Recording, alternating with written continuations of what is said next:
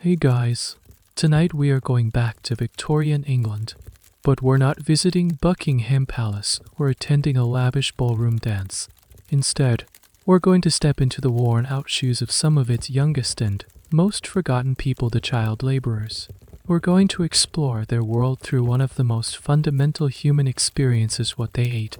Or, more accurately, what they didn't eat. I have to warn you, the menu isn't great.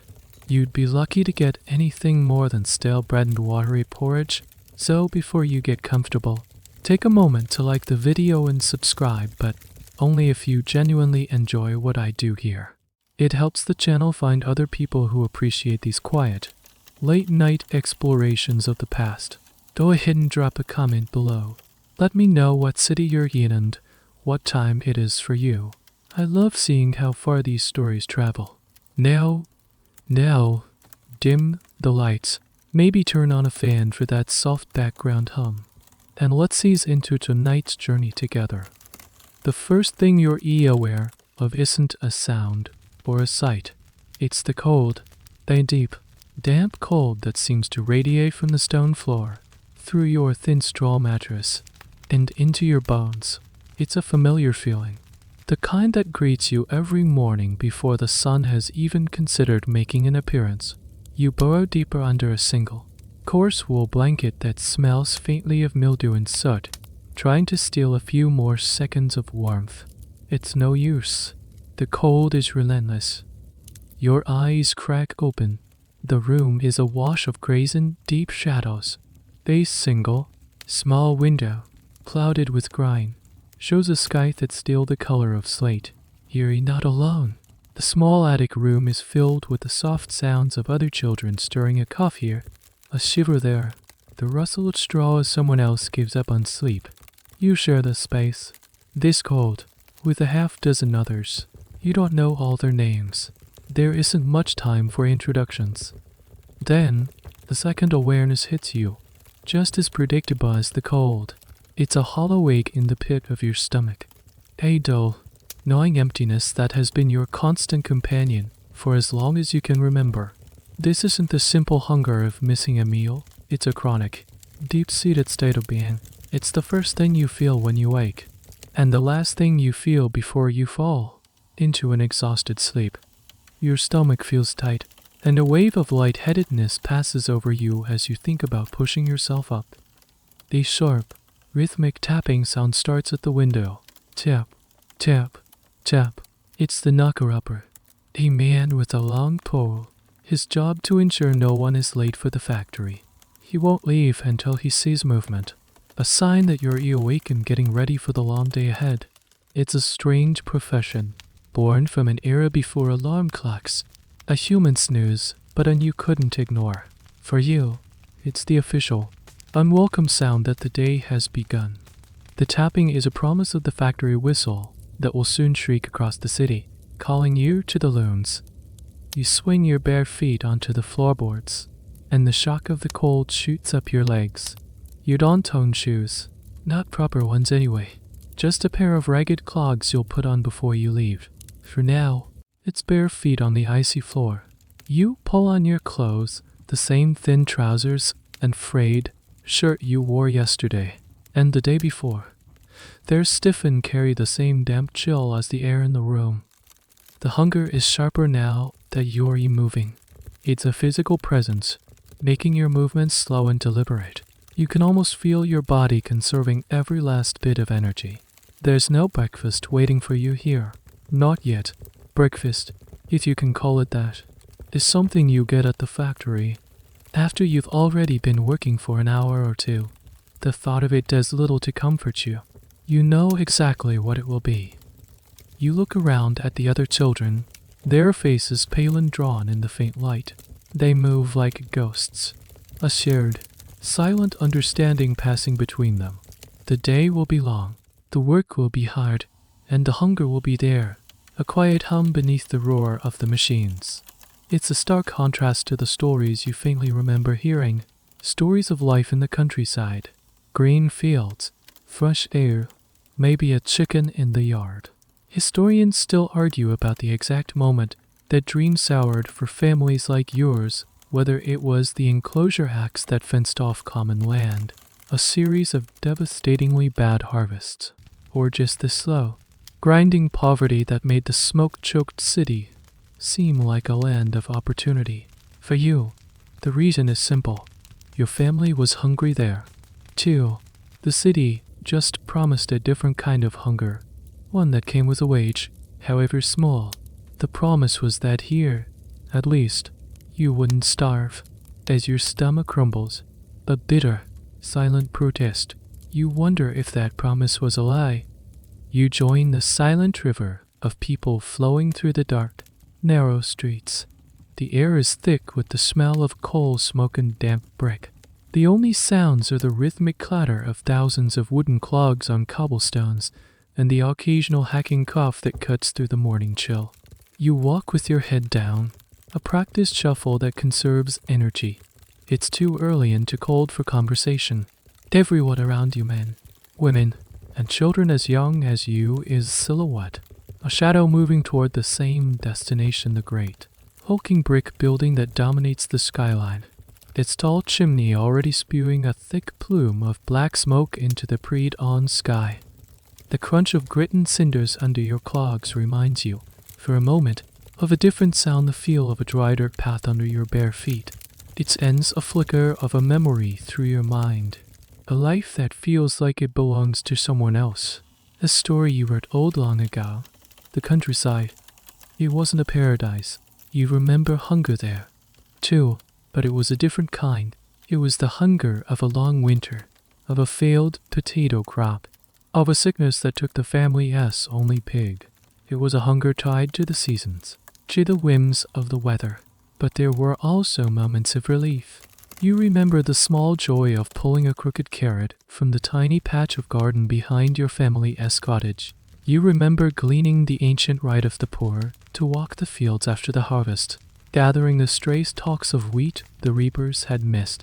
Your mother would grind the meager collection into a coarse flour for a small, dense loaf of bread. It wasn't much, but it was something. It was a way of surviving that was tied to the land. Historians have a name for why that life ended for so many the enclosure acts. For centuries, villagers had access to common land to graze a cow or forage for firewood. But then, wealthy landowners, seeing more profit in wool for the new textile mills, pushed Parliament to pass laws allowing them to fence it all off for their sheep. Piece by piece, the land that had supported your family for generations was swallowed by stone walls and hedges. The gleaning rights became trespassing. The common pasture became private property. The old ways of surviving were slowly strangled. Then the man too. He arrived in your village in a carriage, wearing a clean coat and a hat that wasn't battered. He spoke to the village men in the pub and to the women at their cottage doors. He spoke of the city. He painted a picture of a place of wonders, a place of constant work and, most importantly, constant food. He didn't promise riches. He was smarter than that. He promised something far more valuable to people like your parents: consistency. A warm bed every night. He said, his voice smooth and reassuring. And 3 meals a day. The factory provides. That was the line that sealed it. 3 meals, not the feast and famine cycle of the farm, but a reliable, predictable source of nourishment. Your parents, their faces etched with worry, debated it in low whispers late into the night. They weren't fools, they knew it sounded too good to be true, but the alternative was the workhouse, a place spoken of with a dread that was almost superstitious. To enter the workhouse was to admit ultimate defeat, to be separated as a family unsubjected to a life of institutionalized misery. This is a point that academics still debate: how much of this great migration to the cities was a choice for a better life, and how much was simply a flight from a worse fate for your parents. Holding your small hand, it probably felt like the only choice they had left. So they agreed. There were papers. Your father, who could not read, made his mark with an X. You were signed on as a parish apprentice. It was a clever system, established by the poor law. It allowed factories to take on destitute children in exchange for providing them with room and board. In reality, it was a form of bondage, a contract that tied you to the mill owner until you were an adult. You were no longer just your parents' child, you were the factory's property. You remember the journey in the back of a rattling cart, the green fields and open sky slowly giving way to a horizon choked with smoke. The air itself began to taste different, metallic and sharp. The memory fades as the factory whistle lets out a long, piercing shriek that echoes through the streets. It's the final call. The river of people quickens its pace, funneling toward the massive iron gates. The promise of 3 meals a day echoes in your head. A bitter joke now. The man in the clean coat didn't lie. Not exactly. You do get meals. But he conveniently left out what those meals would consist of. He didn't describe the taste, the texture, or the soul-crushing monotony. He sold a dream of a full belly. And you, along with thousands of others, were the currency used to pay for it. Your stomach gives another painful, rumble. You are inside the factory gates now, and the day is about to begin. The sound hits you first. It's a physical force, a wall of noise that you walk into the moment you step through the door and onto the factory floor. It's a deafening, thunderous roar, 1,000 different rhythms clashing together, the clatter of looms, the hiss of steam, the high-pitched whine of spinning threads, and the deep, percussive thud of the machinery that makes the whole building vibrate.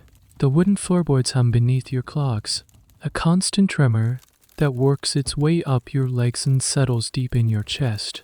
The air is warm, humid, and so thick with cotton dust, or lint, that it hangs in the air like a permanent fog. You learn to breathe through your mouth, shallow breaths that still leave a fuzzy coating on your tongue. You scurry through a forest of iron, towering machines. The spinning mules stretch in long rows down the cavernous room. They are monstrous things, with carriages that slide in on doubt with a menacing, rhythmic grace. Your job is simple, yet terrifying. You are a pisar when a thread on the spinning frame breaks. It's your task to dart under the moving carriage, find the 2 broken ends in the blur of motion, and nimbly tie them back together.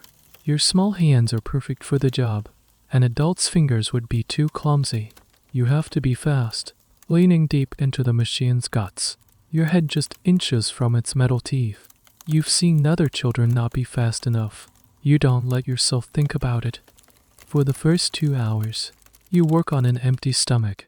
The initial gnawing hunger you woke with sharpens into a painful cramp, then subsides into a dull, light-headed fog. Your movements become automatic. Your mind goes numb, lulled by the relentless noise and the repetitive motion.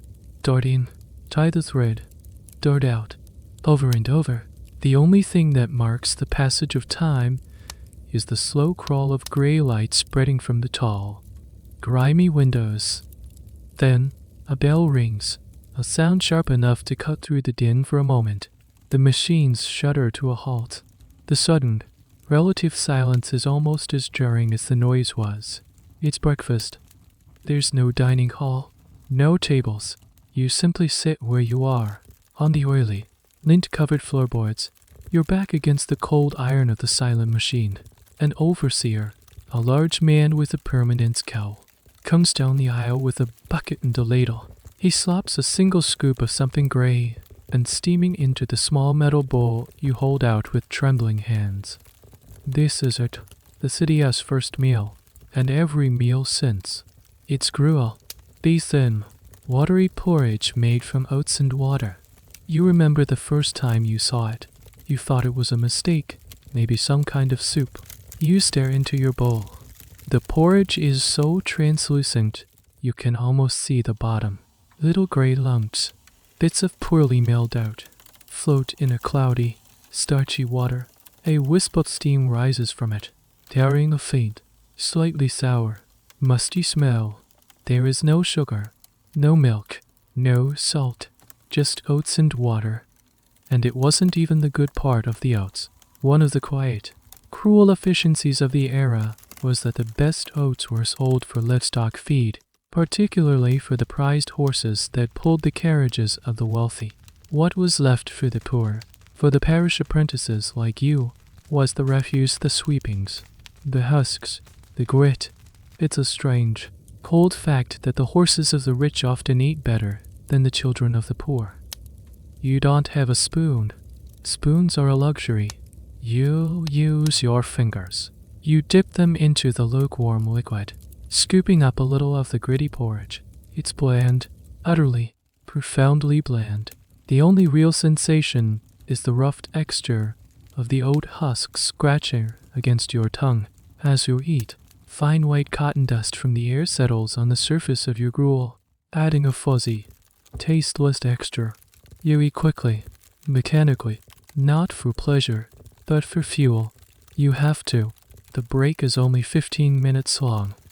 Historians and economists still debate the cold logic behind a diet like this. Was it pure, calculated cruelty, designed to extract the maximum amount of labor for the minimum possible cost, or was it a product of its time? A reflection of a widespread ignorance about nutrition, where the prevailing belief was that as long as a stomach was filled with something, it was sufficient. Did the factory owners see you as an asset to be maintained, or as a cheap, expendable part of the machinery, to be run until you broke and then easily replaced? The truth, as it often is probably a grim mixture of both. To you, crouching on the factory floor, the academic debate means nothing. All you know is the taste of watery oats and the fact that even after you've scraped the bowl clean, the deep, hollow ache in your stomach is still there. It's just been pushed back, muffled for a little while. The bell rings again. The break is over. You put your empty bowl aside. The great machine's grown back to life. The thunderous roar returns, and you get back to work, the ghost of gritty oatmeal still on your tongue. The factory isn't a standalone entity. It's part of a system designed to manage, control, and process the city as poor. And you are a cog in that system, not just in the factory, but in the larger social machinery of the Victorian era. The place you sleep, the clothes you wear, the gruel you just ate, it all comes from one source, all part of the same grim contract. You are a pauper apprentice, a term that sounds almost quaint, like something from an old storybook. The reality is anything but. Your life is governed by something called the Poor Law Amendment Act of 1834. It was a landmark piece of legislation, a radical rethinking of how to deal with poverty. Before this, the poor were often given outdoor relief, small amounts of money, or food that allowed them to stay in their own homes. But the Victorian middle class, with its powerful new ideas about self-reliance and the moral failings of the poor, saw this as encouraging laziness. Their solution was the workhouse. The workhouse was designed to be a deterrent. The principle behind it was less eligibility, which meant that conditions inside the workhouse had to be deliberately worse than the conditions of the lowest paid independent laborer outside. It was meant to be a place so miserable that people would do anything to avoid it. Families were separated upon entry, men in one wing, women in another, children in a third. The food was meager. The work was monotonous and hard, like breaking stones or picking apart old ropes. And a life of silence and discipline was strictly enforced. You never lived inside a main workhouse, but you are a product of its logic. The parish you came from, faced with the cost of supporting your destitute family, saw a cheaper, more convenient solution. They made a deal with the factory owner. He would take you and dozens of other children off their hands, relieving the parish of its financial burden. In exchange, he got a steady supply of free, compliant labor. You were, in essence, sold. It's a transaction that historians still grapple with, the point where social policy, economic necessity, and human exploitation bled into one another. You live in what's called an apprentice house. It's a dormitory, owned and run by the factory. It's where you woke up this morning, in the cold attic room. These houses were often built right next to the mill, ensuring you weren't ever far from the sound and shadow of your workplace. The factory owner is your master, your landlord, and your sole provider. He controls every aspect of your existence. This total dependency is by design. It leaves no room for escape, no possibility of another life. The term apprentice is itself a cruel fiction. Traditionally, an apprenticeship was an agreement where a master would teach a young person a skilled trade in exchange for their labor. A blacksmith's apprentice would learn to be a blacksmith. A carpenter's apprentice would learn to build furniture. It was an education, a path to a future. But you are not learning a skilled trade. You are not being trained to one day run the machines or manage the factory floor. You are being trained to be a pisar, a scavenger, or a DA for low-skill, repetitive tasks that wear down your body and mind. It's a dead-end job for a life that is expected to be short. There's a strange, niche debate among a few historians about the very architecture of these apprentice houses. Some argue that they're designed the barred windows, the locked doors at night, the high walls around the small yard was purely for discipline and to prevent runaways. Others suggest a more paternalistic, if misguided, motive that the owners believed they were protecting the children from the vices and dangers of the city streets. They saw themselves not as jailers, but as guardians, imposing a rigid structure for your own good. To you, when the door is bolted at night and you hear the overseer's heavy footsteps retreat, it doesn't feel like protection. It feels like a cage. The contract your father marked with an X binds you to this life until you are 21. 21. It feels like an impossible, mythical age. You can't imagine it. The days blur into one another, marked only by the ringing of bells and the state of your stomach. The factory provides your bed. The factory provides your work. The factory provides your food. It's a closed loop of misery, a perfect system for turning a child's life into profit. The promise of 3 meals a day was the bait, and the parish apprentice system was the trap. A trap sprung by a society that had decided that the crime of being poor was best punished with the sentence of hard labor. You tie another broken thread, the movements of your fingers so practiced you don't even have to think about them. Your mind is blank. It's safer that way. The morning grinds on, a long, featureless stretch of time punctuated only by the rhythm of the machinery. The air grows warmer and more suffocating as the day progresses, the lint fog thickening. You become a part of the machine, your small body an extension of its iron frame. You move without thinking, your senses dulled by the overwhelming environment. The world shrinks to the space directly in front of you, the spinning threads, the moving carriage, the oily floor. But the factory is more than just a place of labor, it's a landscape of constant, low-grade danger.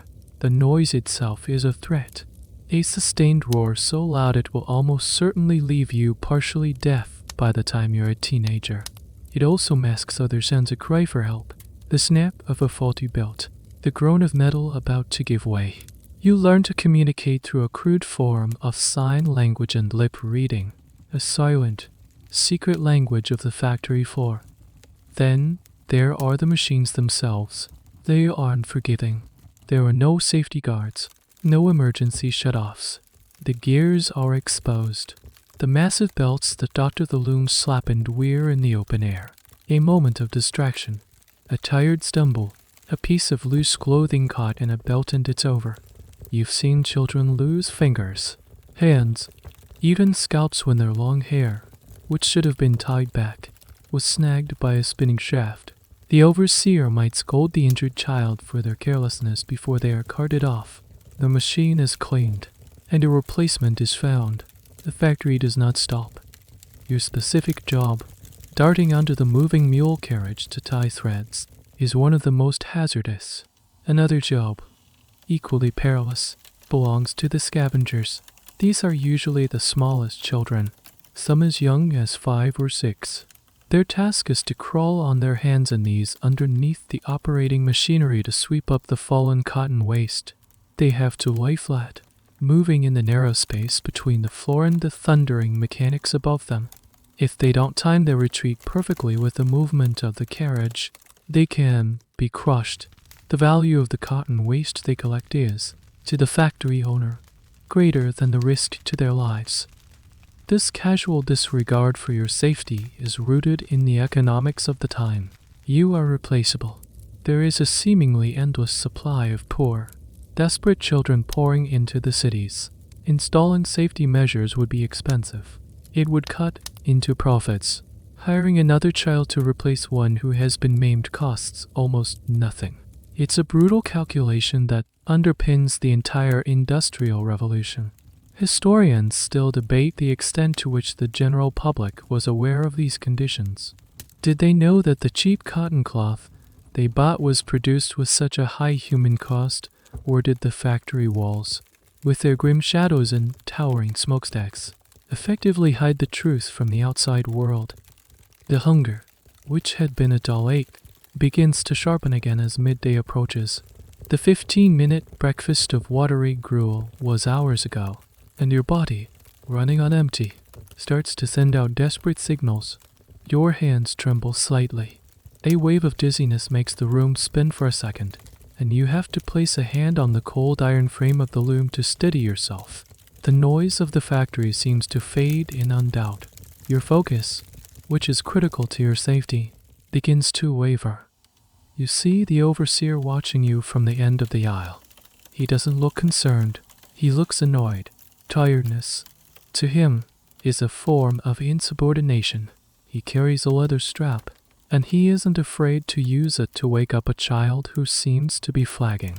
The sting of the strap is a common sensation, a sharp, fiery reminder to push past the exhaustion and the hunger.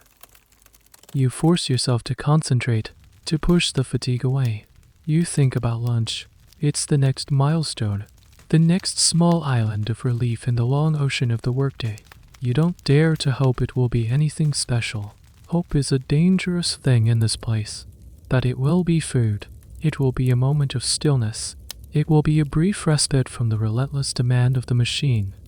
The factory itself feels like a living, breathing monster. The smoke from its chimney is its breath. The rhythmic thud of its engine is its heartbeat, and you and the other children are the blood cells, scurrying through its iron veins, keeping it alive. It consumes your time, your energy, your health, and in return, it gives you just enough sustenance to return the next day. The shadow of the factory gate that you walked through this morning now feels like the jaws of some great beast, a beast that has swallowed you whole. And as the noon bell finally begins to ring, you wonder if you'll ever get out. The breakfast you had, that thin, watery gruel, wasn't just a random concoction. It was a staple, an institution, for the working poor and inhabitants of workhouses across Britain. Gruel was the taste of the era. It was cheap, easy to make in vast quantities, and it filled the stomach, even if it didn't nourish the body. To the factory owners and parish officials, it was the perfect food, a bare minimum fuel source to keep the human machinery running. They might have even convinced themselves it was charitable. Let's talk about that bowl of gruel, and give it the attention it deserves. It starts with oats, but as you know, not all oats are created equal. The plump, whole rolled oats that might be used for porridge in a middle-class home, or even to feed a prized horse, were far too expensive for you.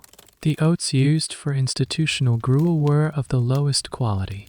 They were often seconds or even thirds, meaning they were the dusty, broken remnants left over after the better grains had been sifted out and sold. Sometimes, they were sweepings from the mill floor, containing not just oat fragments, but also dirt, chaff, and whatever else had been tracked in. The ratio of oats to water was a science of stinginess. A proper porridge might have a 1:2 or 1:3 ratio of oats to liquid. The gruel you ate was closer to 1:8 or 1:10. It was essentially oat-flavored water, thickened slightly by the starch.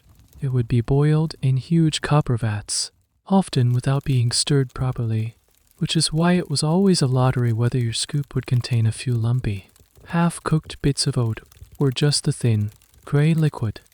The lack of salt is a small detail that speaks volumes. Salt was a taxed commodity and therefore an expense to be avoided. So, your gruel was utterly devoid of seasoning. No salt to bring out the flavor, No sugar for a touch of sweetness. No milk for creaminess. This absolute blandness was part of its psychological effect. Food is meant to be a source of comfort and pleasure. A meal should be something to look forward to. But your breakfast was engineered to be the opposite. It was a daily reminder of your lowly status. It was sustenance stripped of all joy. This meal, if you can call it that, has become famous, immortalized in Charles Dickens's Oliver Twist. The scene where the starving Oliver, after his meager serving of gruel, walks up to the master and says, "Please, sir, I want some more," is one of the most powerful in English literature. It was a shocking moment for Victorian readers because it depicted a child daring to challenge the system, to ask for more than the bare minimum he was allotted. That one simple request was seen as an act of rebellion. And here's a strange little fact: the workhouse diet was meticulously planned and documented. Parish officials had diet sheets, specifying down to the ounce how much bread, cheese, and gruel an inmate should receive. This wasn't about nutrition, it was about cost control and discipline. There's a fascinating, if grim, debate among historians about these dietary tables. Some argue they represent an early, albeit flawed, attempt at a scientific approach to feeding the poor, based on the era's limited understanding of calories. Others see them as purely punitive, a tool to enforce the less eligibility principle, ensuring that no one would ever get comfortable in the workhouse. They were, in essence, recipes for misery. The champion's breakfast you receive is far from what we'd consider a healthy start to the day. The growing child, especially one engaged in 12 to 14 hours of physical labor, needs a huge amount of calories, protein, and nutrients. Your breakfast of watery gruel might have contained, at most, 150 to 200 calories. It's barely enough to power you for the first hour of work, let alone the long stretch until lunch. This chronic energy deficit is the defining physical reality of your life. Your body is in a constant state of conservation. It learns not to waste a single movement. It slows your growth. It compromises your immune system. You feel it as a persistent, low-level fatigue, a feeling of being drained before the day has even properly begun. As you stand up from the floor, leaving your empty bowl behind, the ghost of the gruel lingers. It's a taste of nothing, a meal designed to be forgotten the moment it's swallowed. Yet its effects stay with you all morning. It sits in your stomach not as a source of strength, but as a watery, hollow reminder of the gap between what your body needs and what it receives. It is the perfect symbol of your life. You're just enough to keep you alive, but never enough to let you truly live. The machines roar back to life, and you blend back into the noise and the motion, fueled by a breakfast that was barely a breakfast at all.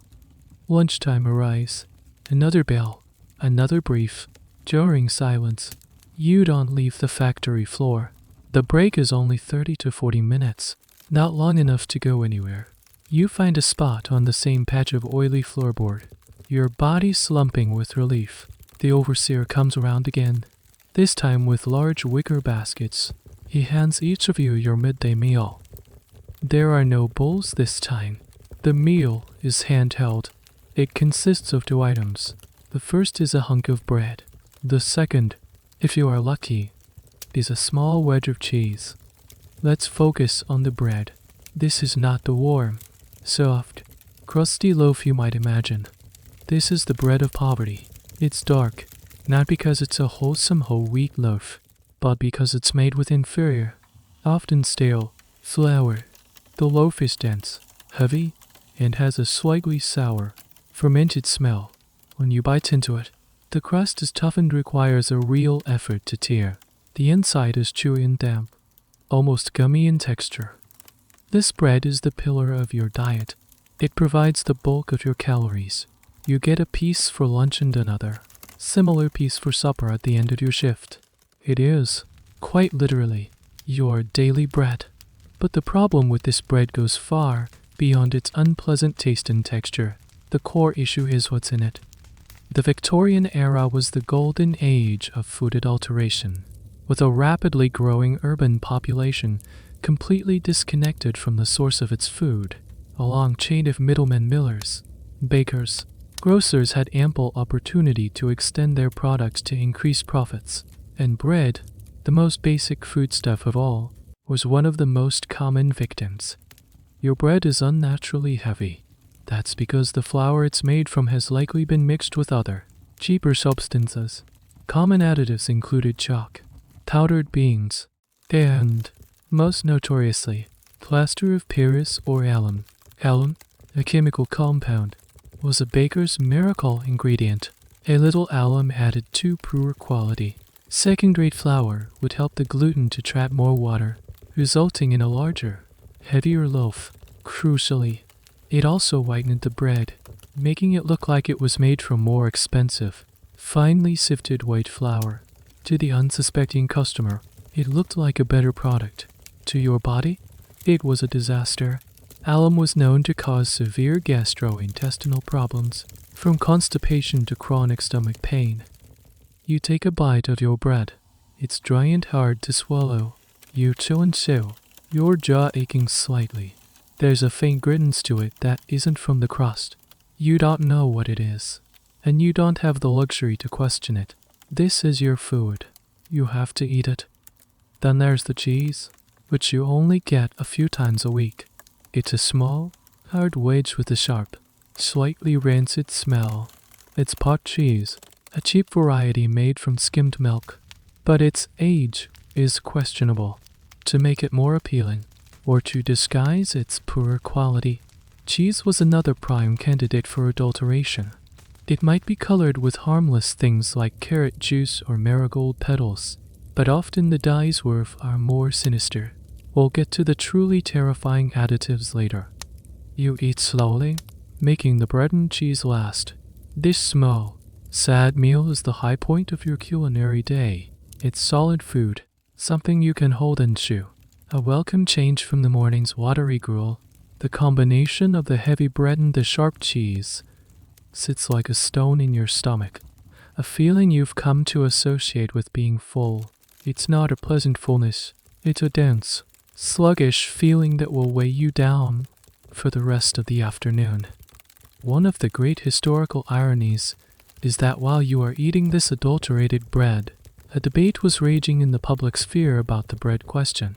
Reformers and scientists were beginning to expose the widespread practice of adding alum. There were parliamentary inquiries and sensational newspaper articles. This leads to an ongoing discussion among historians. How long did it take for this high-level public concern to translate into actual changes in the food available to the poorest people? Like you, the answer, depressingly, is decades. The laws were slow to come and even slower to be enforced. You finish the last crumb of your bread, licking your fingers to get every last bit. The brief respite is over. The bell will ring any moment. You look around at the other children, all silently chewing, their faces blank. There's no conversation, no laughter, just the quiet, desperate act of refueling. The meal does not refresh you. The heavy, chemical-laden bread provides calories, yes, but it also taxes your digestive system. You feel lethargic, not energized.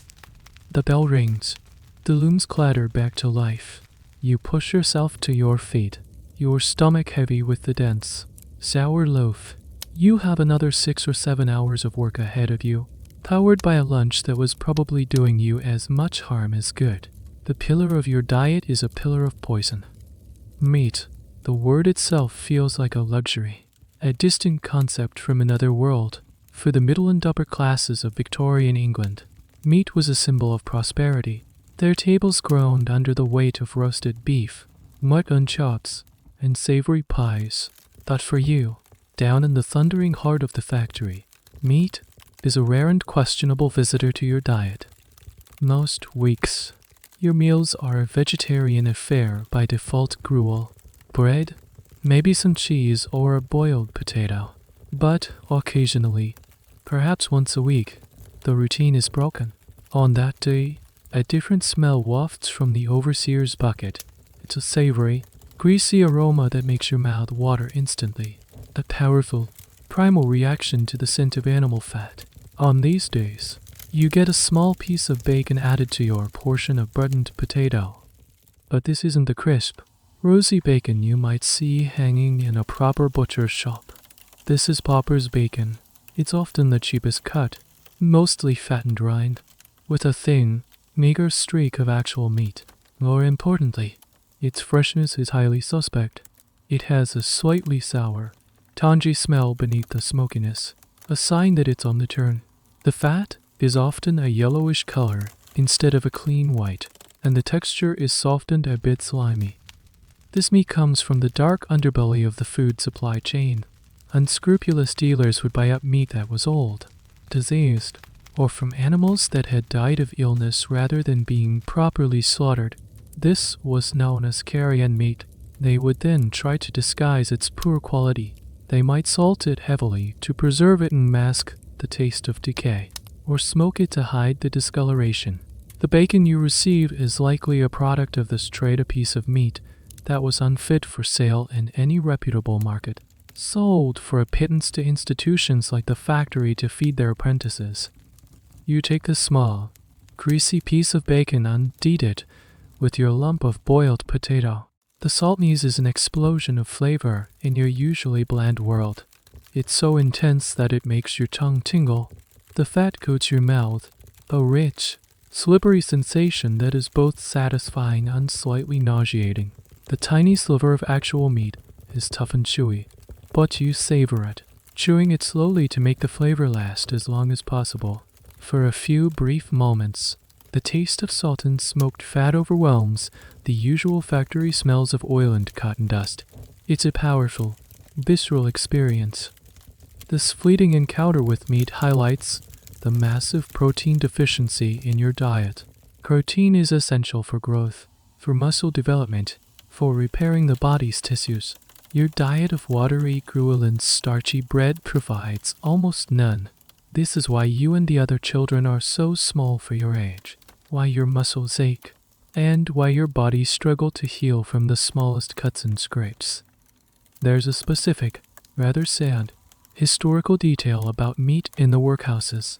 The diet tables oft unspecified cooked meat, that the amount was tiny, perhaps only a few ounces once or twice a week.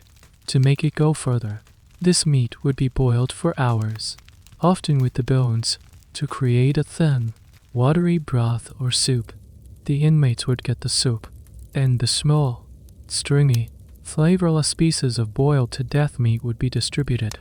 It was a way of extracting every last calorie and ounce of flavor from a precious resource.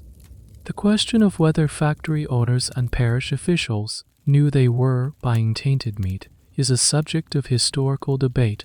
Were they complicit in the trade of diseased meat, knowingly putting their charges at risk to save a few pennies, or were they simply dupes, taken in by the same dishonest dealers who cheated the rest of the public? Some historians argue for the former, pointing to a culture of extreme cost-cutting and callous disregard for the lives of the poor.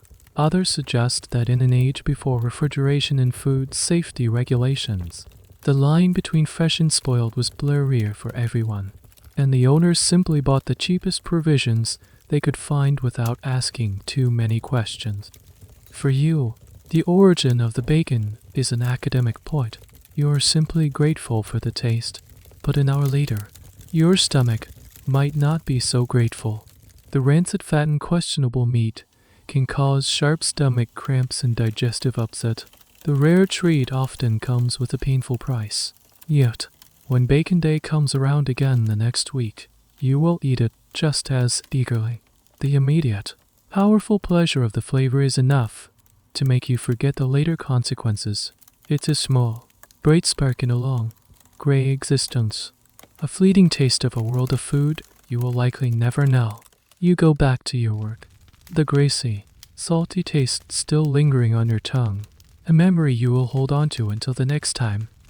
Thirst is a constant companion, almost as present as the hunger. The factory floor is hot and humid, the air thick with dust that coats your throat and makes you cough. The physical exertion of the work makes you sweat, depleting your body of precious fluids. You are always thirsty. but satisfying that thirst is a gamble. There is no clean drinking water provided for you, no taps with fresh, running water. Instead, there is a large wooden barrel, or butt, in a corner of the factory yard. It's refilled every morning from the nearest available source, depending on the factory's location. That source could be a communal street pump or, in many cases, the river that flows through the city. In Manchester, it's the River Irwell. In London, it's the Thames. Let's imagine you are in London. Your water comes from the Thames. In the mid-19th century, the River Thames was not a picturesque waterway. It was an open sewer. It was the dumping ground for the entire city's waste. Raw human sewage from overflowing cesspits, industrial effluent from tanneries and slaughterhouses, chemical runoff from factories. It all went directly into the river. The water was a murky, brown, foul-smelling soup. And this is the water that fills your barrel. By the time the water gets to your factory, it might look deceptively clear. It's been sitting, and some of the larger solids have settled to the bottom of the butt. But the water is teeming with invisible life, a rich cocktail of bacteria and pathogens.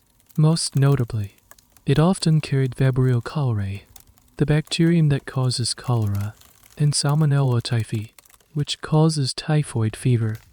You cup your hands and scoop up some of the water. It's lukewarm and has a slightly metallic, earthy taste. You drink it down gratefully, the coolness soothing your dry throat. You are so thirsty that you don't think about the risk. Or rather, you can't afford to. The immediate need for water overwhelms any abstract fear of sickness. Everyone drinks from the same barrel. It's just what you do. This brings us to one of the great public health crises of the Victorian era, a waterborne disease.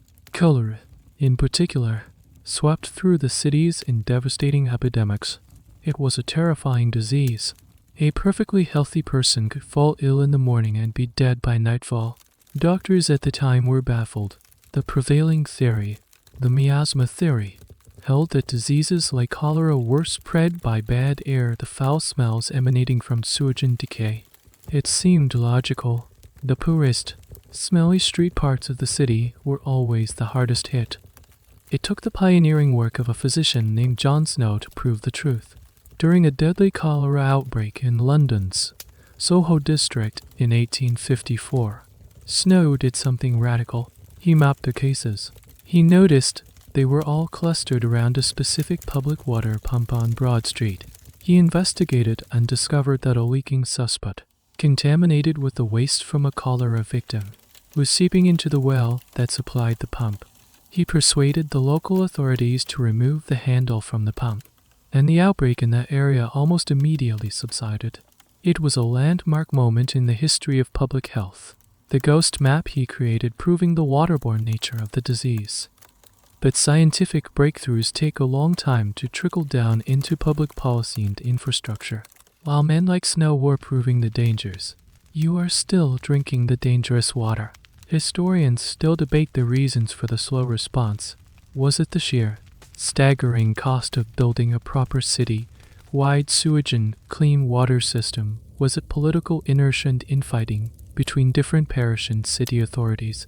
Or was it a simple lack of political will to spend vast sums of money on the health of the poor? The answer, as usual, is a complex mix of all three. For years, the miasma theory persisted, partly because it was easier to blame bad air than to undertake the monumental engineering task of cleaning the water. So, every sip of water you take is a roll of the dice. You might be fine. Your body, exposed to low levels of contaminants from a young age, may have built up a certain grim resilience, or you might not.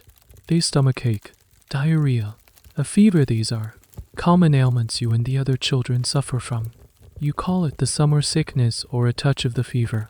You don't know that you're suffering from a mild case of typhoid or a bacterial infection that, in your weakened, malnourished state, could easily become fatal. You wipe your mouth with the back of your hand and head back to the roar of the looms. The water has quenched your thirst for now, but it has also introduced a hidden threat into your system. It is the ultimate Victorian paradox. The very substance you need to live is one of the most likely things to kill you. The 30-minute lunch break is a brief island in an ocean of work, and it's an island you're not allowed to leave. The factory gates remain shut. The overseers patrol the yard. You are confined to the premises. So, you eat where you work. You take your piece of dense, sour bread, your small wedge of hard cheese, and you find a spot to sit. There are no break rooms, no canteens, no designated eating areas. You simply sit on the factory floor, your back against a wall or the cold, iron base of a silent machine. The environment is far from a pleasant place for a meal. The floorboards are saturated with a dark, greasy film of machine oil. Generations of spills have soaked into the wood, creating a perpetually sticky surface. A fine layer of cotton lint, the fly that hangs in the air all day, covers everything. It settles on your clothes, in your hair, and on your food. You try to blow it off your bread before you take a bite, but it's a losing battle. You end up eating a fair amount of it. It's a tasteless, fuzzy addition to every meal. The smell is overwhelming. The air, even with the machines off, carries the permanent factory perfume, a mixture of warm metal, machine oil, rare cotton, and the faint, ever-present scent of human sweat and unwashed bodies. It clings to you, and it permeates the taste of your food. The bread tastes of oil, the cheese tastes of dust. You eat amidst the ghosts of the morning's labor. The silent looms stand in their long rows, like sleeping iron giants. The air, though quieter, still hums with the memory of their noise. You sit with a small group of other children, but there's not much conversation. You are all too tired. The act of eating is a serious, focused task. You chew your tough bread slowly, methodically.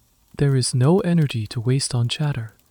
This practice of eating at the workstation was a deliberate choice by the factory owners. They maximized efficiency. A 30-minute break meant exactly 30 minutes. There was no time wasted walking to a separate dining hall and back. It also reinforced the idea that you weren't ever truly off the clock. Your life, even during your moments of rest, was intertwined with the machinery. This forced proximity to the work environment had significant health consequences. The constant ingestion of cotton dust, for example, lead to a serious respiratory condition known as byssinosis or brown lung disease.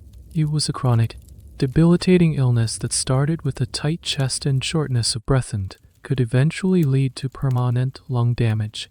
At the time, it was just called mill fever. No one made the connection between the dust you were inhaling with your lunch and the hacking coughs that echoed through the apprentice house at night.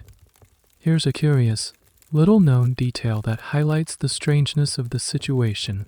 Some factory owners, in a display of what they likely considered benevolent paternalism, would sometimes forbid children from leaving the factory for lunch, arguing they were protecting them from the moral dangers of the city streets. They genuinely believed that keeping you inside, eating on the dirty floor, was better for your character than allowing you to wander outside for half an hour. It's a mindset that is hard to comprehend now, a strange blend of control, exploitation, and a twisted sense of moral duty. The historical debate here centers on intent versus outcome. Did the factory owners force you to eat on the floor out of pure, callous indifference to your well-being, or were they simply blind to the consequences, operating within the accepted norms of the time, where the concepts of workplace hygiene and employee welfare simply did not exist? Academics argue that it's less about individual malice and more about a systemic mindset where workers, especially child workers, were viewed as inputs, not as human beings with needs beyond basic fuel. You finish your meal. You brush the crumbs and lint from your trousers. You have a few minutes left before the bell rings. You don't play. You don't run around. You sit, or more often, you lie down on the grimy floor, your head pillowed on your arm, and you close your eyes. You steal a few precious minutes of sleep. It's a deep, exhausted sleep that you fall into instantly. Around you, other children are doing the same. The factory floor, for a brief 10-minute window, looks like a battlefield after the fighting has stopped, with small bodies slumped against the iron machinery. It's a scene of profound exhaustion. This is your pauper's luncheon, eager meal in a miserable setting. A brief pause in a day of relentless toil. The bell rings, sharp and loud, jarring you from your brief slumber. You push yourself up, your body stiff, the taste of oily bread still in your mouth, and you prepare to be consumed once more by the noise and the motion. The week grinds on. After the midday meal, the afternoon is a mirror of the morning along. 6-hour stretch of noise, dust, and repetitive motion. The only difference is that the fatigue is deeper now, settled into your bones. Your supper is a repeat of lunch, another hunk of that same dense, sour bread, perhaps with a boiled potato if the supplies allow. Then it's a tired shuffle back to the apprentice house, a fall into the straw mattress, and a brief, dreamless sleep before the knocker-upper's tap starts it all over again. The days bleed into one another, indistinguishable, except for one, Sunday. Sunday is a fracture in the routine. The first sign of its arrival is silence. You wake not to the tapping on the window or the factory whistle, but to the pale, gray light filtering in on its own terms. The silence is so profound it feels like a physical presence. For a moment, you feel a flicker of panic, thinking you've overslept, that you're late. Then you remember. It's Sunday, the day of rest. But rest is a misleading word. It is not a day for play or leisure. It is a day for a different kind of work. After the usual breakfast of thin gruel, the morning is spent on chores. You wash your single set of clothes in a bucket of cold water, scrubbing them with harsh soap. You help to scrub the dormitory floors, sweep the yard, and perform whatever other maintenance tasks the overseer assigns. Then comes the moral instruction. You are all herded into a large, cold room and made to sit on hard benches for hours of religious teaching. The factory owner, or a man he hires, reads passages from the Bible. The sermons are always on the same themes: the virtues of hard work, the importance of obedience, the sin of idleness, and the need to be grateful for the charity of your masters. Use it. Your head bowed, the words washing over you. Your stomach crumbles. You are not thinking of salvation. You are thinking of the midday meal, because the Sunday meal is different. It is the culinary peak of your week. You can smell it long before you see it. A real cooking smell, not just the sour scent of boiling oats. The aroma of boiling meat and potatoes, faint but unmistakable, drifts from the cookhouse and makes your stomach clench with anticipation. When the time finally comes, you file into the dining hall and are served a real plate of food that looks almost like a proper meal. This is your Sunday feast. On the plate is a small portion of boiled beef or mutton. It has been boiled for hours in a massive copper pot, so the meat is gray, stringy, and falling apart. Next to it are 2 or 3 boiled potatoes, their skins still on, and a spoonful of watery, overboiled turnips or Swedes that have turned a translucent, sad shade of yellow. The whole plate is then doused with a ladle of the thin, greasy water. The meat was boiled in your gravy. To you, this is a banquet. You eat with a reverence you normally reserve for sleep. The meat, though flavorless and tough, is still meat. The potatoes are soft and filling. Even the mushy turnips offer a different texture. You meticulously clean your plate, using a piece of bread to mop up every last drop of the watery gravy. And then the true luxury arrives. Pudding. It's not a light, sweet dessert. It's a suit pudding, a dense, heavy cannonball of a thing made from flour, water, and shredded beef fat suit, all mixed into a stiff dough and then boiled or steamed in a cloth for hours. It's served in thick, grayish slices. It is profoundly bland, starchy, and heavy, but it is a pudding. It is a treat. It is the symbol of Sunday. There's a curious and rather grim piece of social engineering connected to this meal. Why was the main meal of the week, the heaviest and most calorie-dense, Served in the middle of the day on your only day of rest, some historians suggest it was a form of control. A massive, starchy meal like this, especially the soup pudding, sits like a lead weight in your stomach. It induces a state of deep physical lethargy. A full, sluggish child is a compliant child, less likely to have the energy or inclination for mischief or running away on a Sunday afternoon.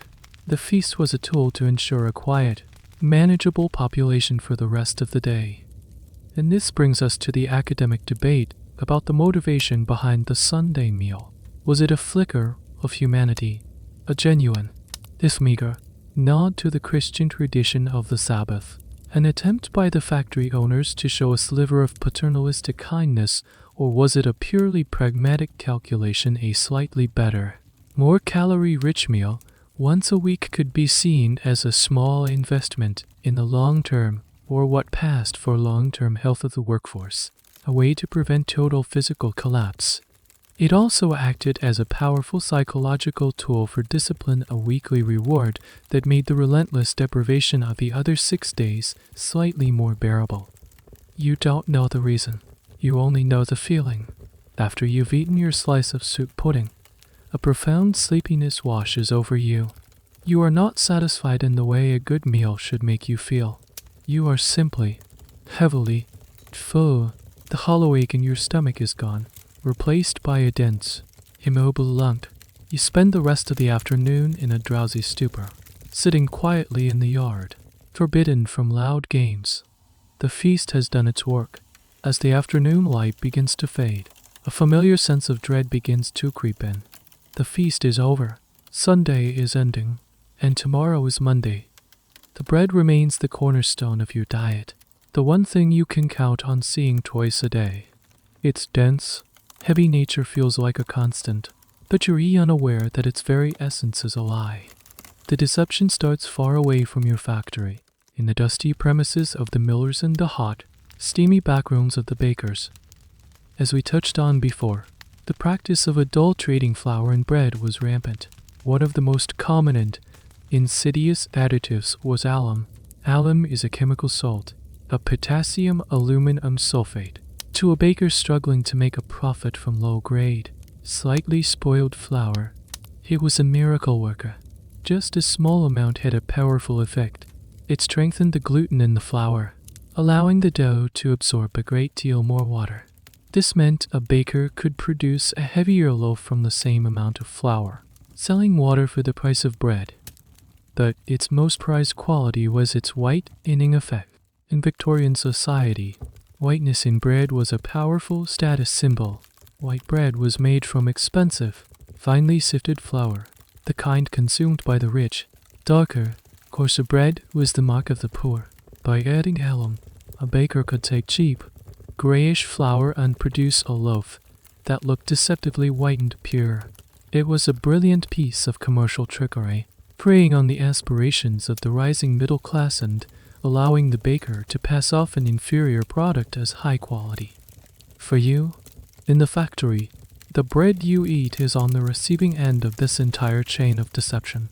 The factory owner buys the cheapest loaves he can find.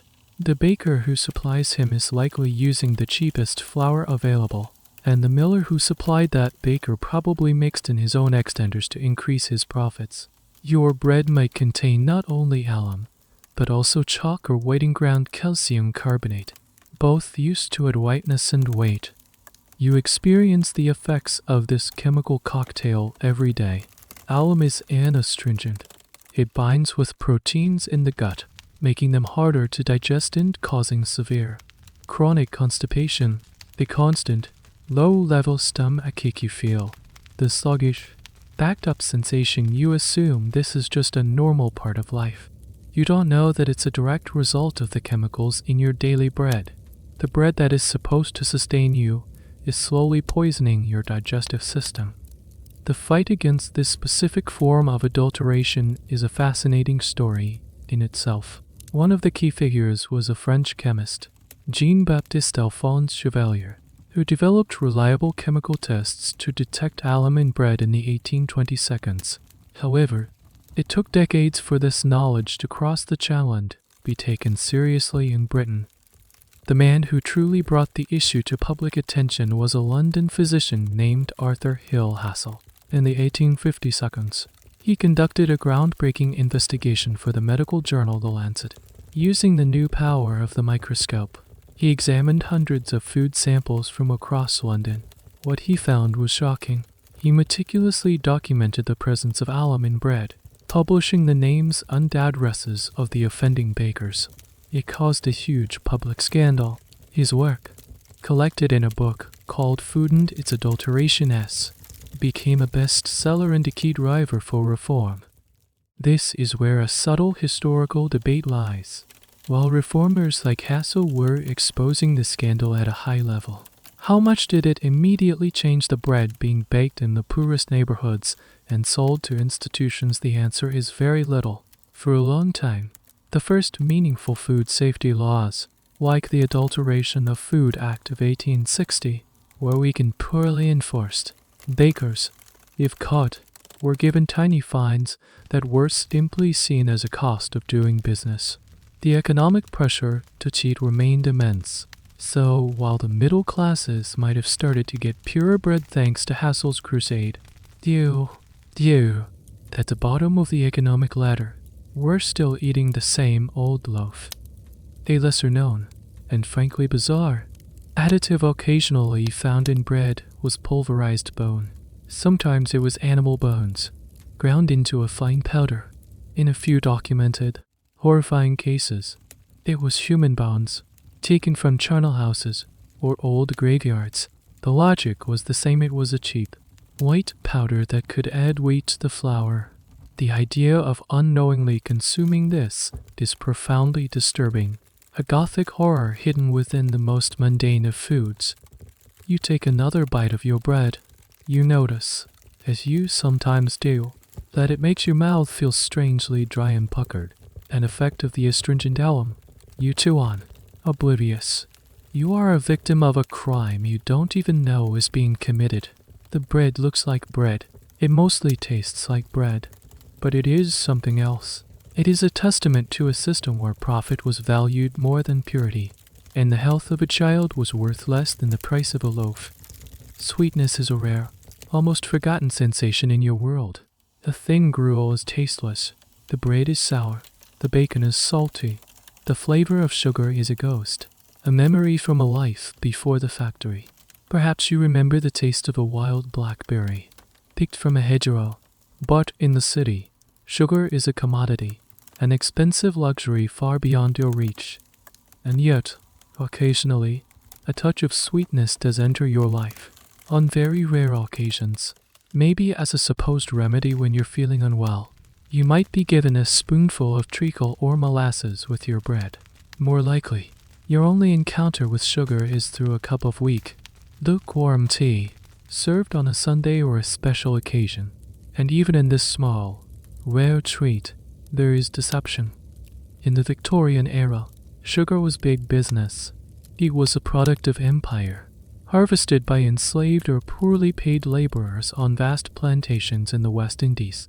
By the time it reached the grocers' shops in London or Manchester, it was a valuable commodity.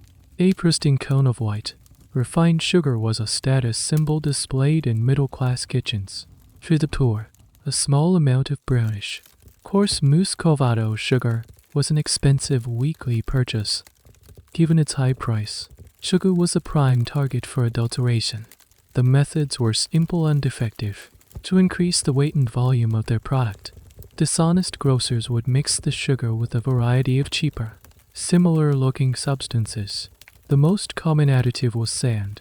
They find pale sand, often sorts from specific riverbeds, could be mixed into a sack of brownish sugar and be almost impossible to detect by eye. Other fillers included dust and dirt from the shop floor, rice flour, or powdered chalk.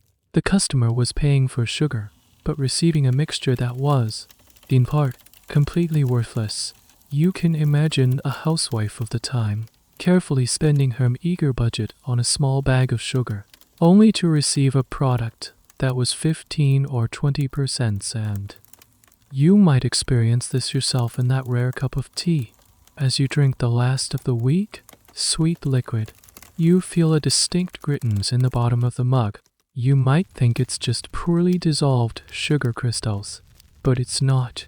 It's the sand, the daft as it was sometimes called in slang, that has settled out of the solution.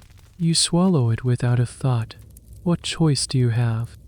This widespread fraud was another of the targets of Dive Arthur Hill Hassall's investigations. Using his microscope, he could easily distinguish the crystalline structure of sugar from the irregular grains of sand or the smooth particles of chalk. His published findings named the grocers who were cheating their customers, causing public outrage. He described finding everything from flour to iron filings mixed in with the nation's sugar supply. One particularly strange and niche form of adulteration involved insects. The raw sugar imported from the plantations was often infested with a tiny creature called the sugar mite, or Agera saccharoi. These mites were almost invisible to the naked eye but thrived in the warm, damp conditions of the sugar barrels. Grocers and refiners knew about this, but it was cheaper to leave them in than to purify the sugar completely. Hassall found vast numbers of these creatures, both dead and alive, in many of the samples of brown sugar he tested. He argued that these mites were a cause of a skin condition known as grocer's itch, a rash common among those who handled sugar regularly. The historical debate around this is subtle. Was the adulteration of sugar a deliberate act of malice, or was it seen as a standard, if dishonest, part of a competitive business? Many historians argue it was simply custom of the trade. In an unregulated market, the grocer who didn't mix his sugar with sand would be undercut by the one who did. It was a race to the bottom, and the ultimate victim was always the consumer, especially the poor consumer who couldn't afford the more expensive, pure products. The very concept of purity was something the wealthy could afford and the poor could not.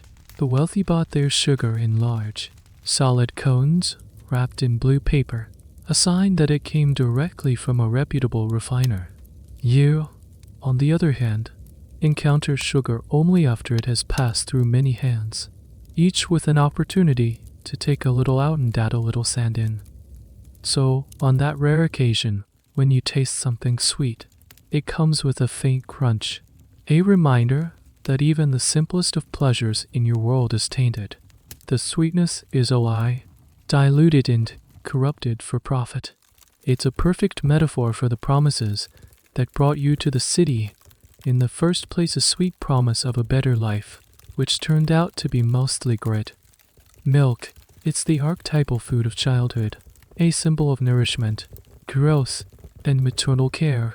In the countryside you vaguely remember, a family might have had a cow, or at least access to fresh, creamy milk from a neighbor's farm. But here, in the smoke-choked city, milk is a different beast entirely. It's a pale, bluish liquid that bears only a passing resemblance to the real thing. Fresh milk is a perishable, precious commodity in an age before pasteurization and refrigeration. Getting milk from a cow in a distant field to a child's cup in the city without its boiling was a massive logistical challenge. The solution for many cities was to keep the cows in the city.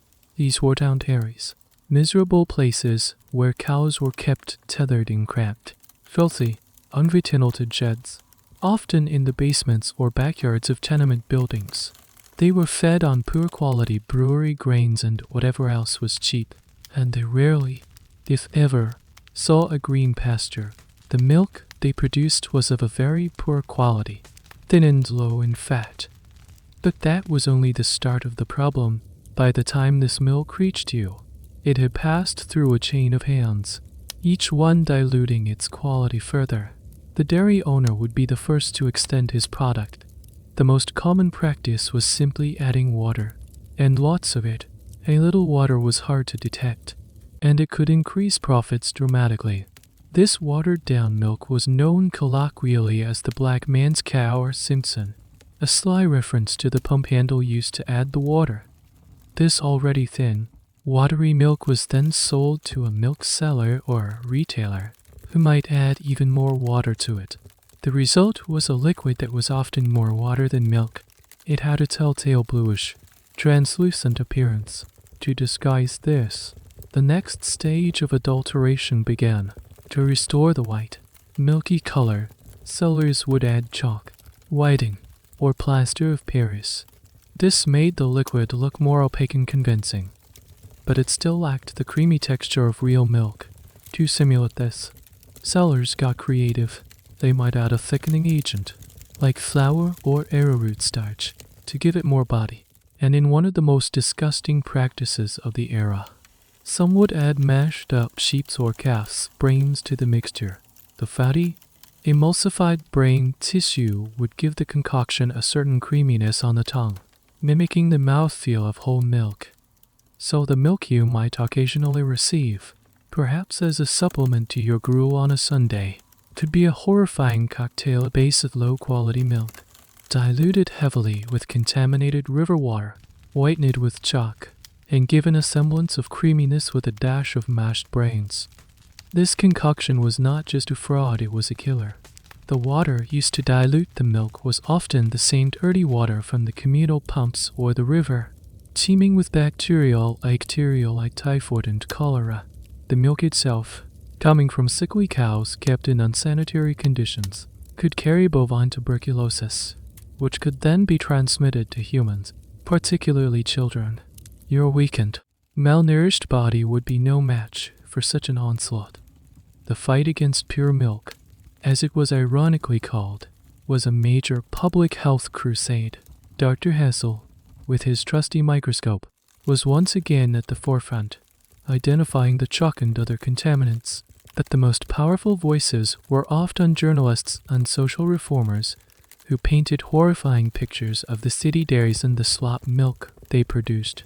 There's a niche historical debate about what was more effective in bringing about change: the scientific evidence from men like Hassall, or the emotional, sensationalist reporting in the popular press.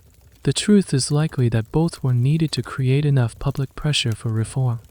A particularly strange, small detail is that some sellers would add a pinch of salt or sugar to the adulterated milk to make it more palatable and to mask the faint, sour taste of it beginning to turn. So your chalky, brain-thickened water might even have a slightly salty or sweet edge to it, a final layer of deception. You take a sip of the thin, whitish liquid in your bowl. It tastes vaguely of chalk and water. It does little to comfort you or fill your stomach. You are a world away from the idyllic image of a child drinking a glass of fresh, wholesome milk. You are drinking a testament to urban desperation, a product of a system where the demand for a natural product so far outstripped the supply that an artificial, dangerous substitute was created to fill the void.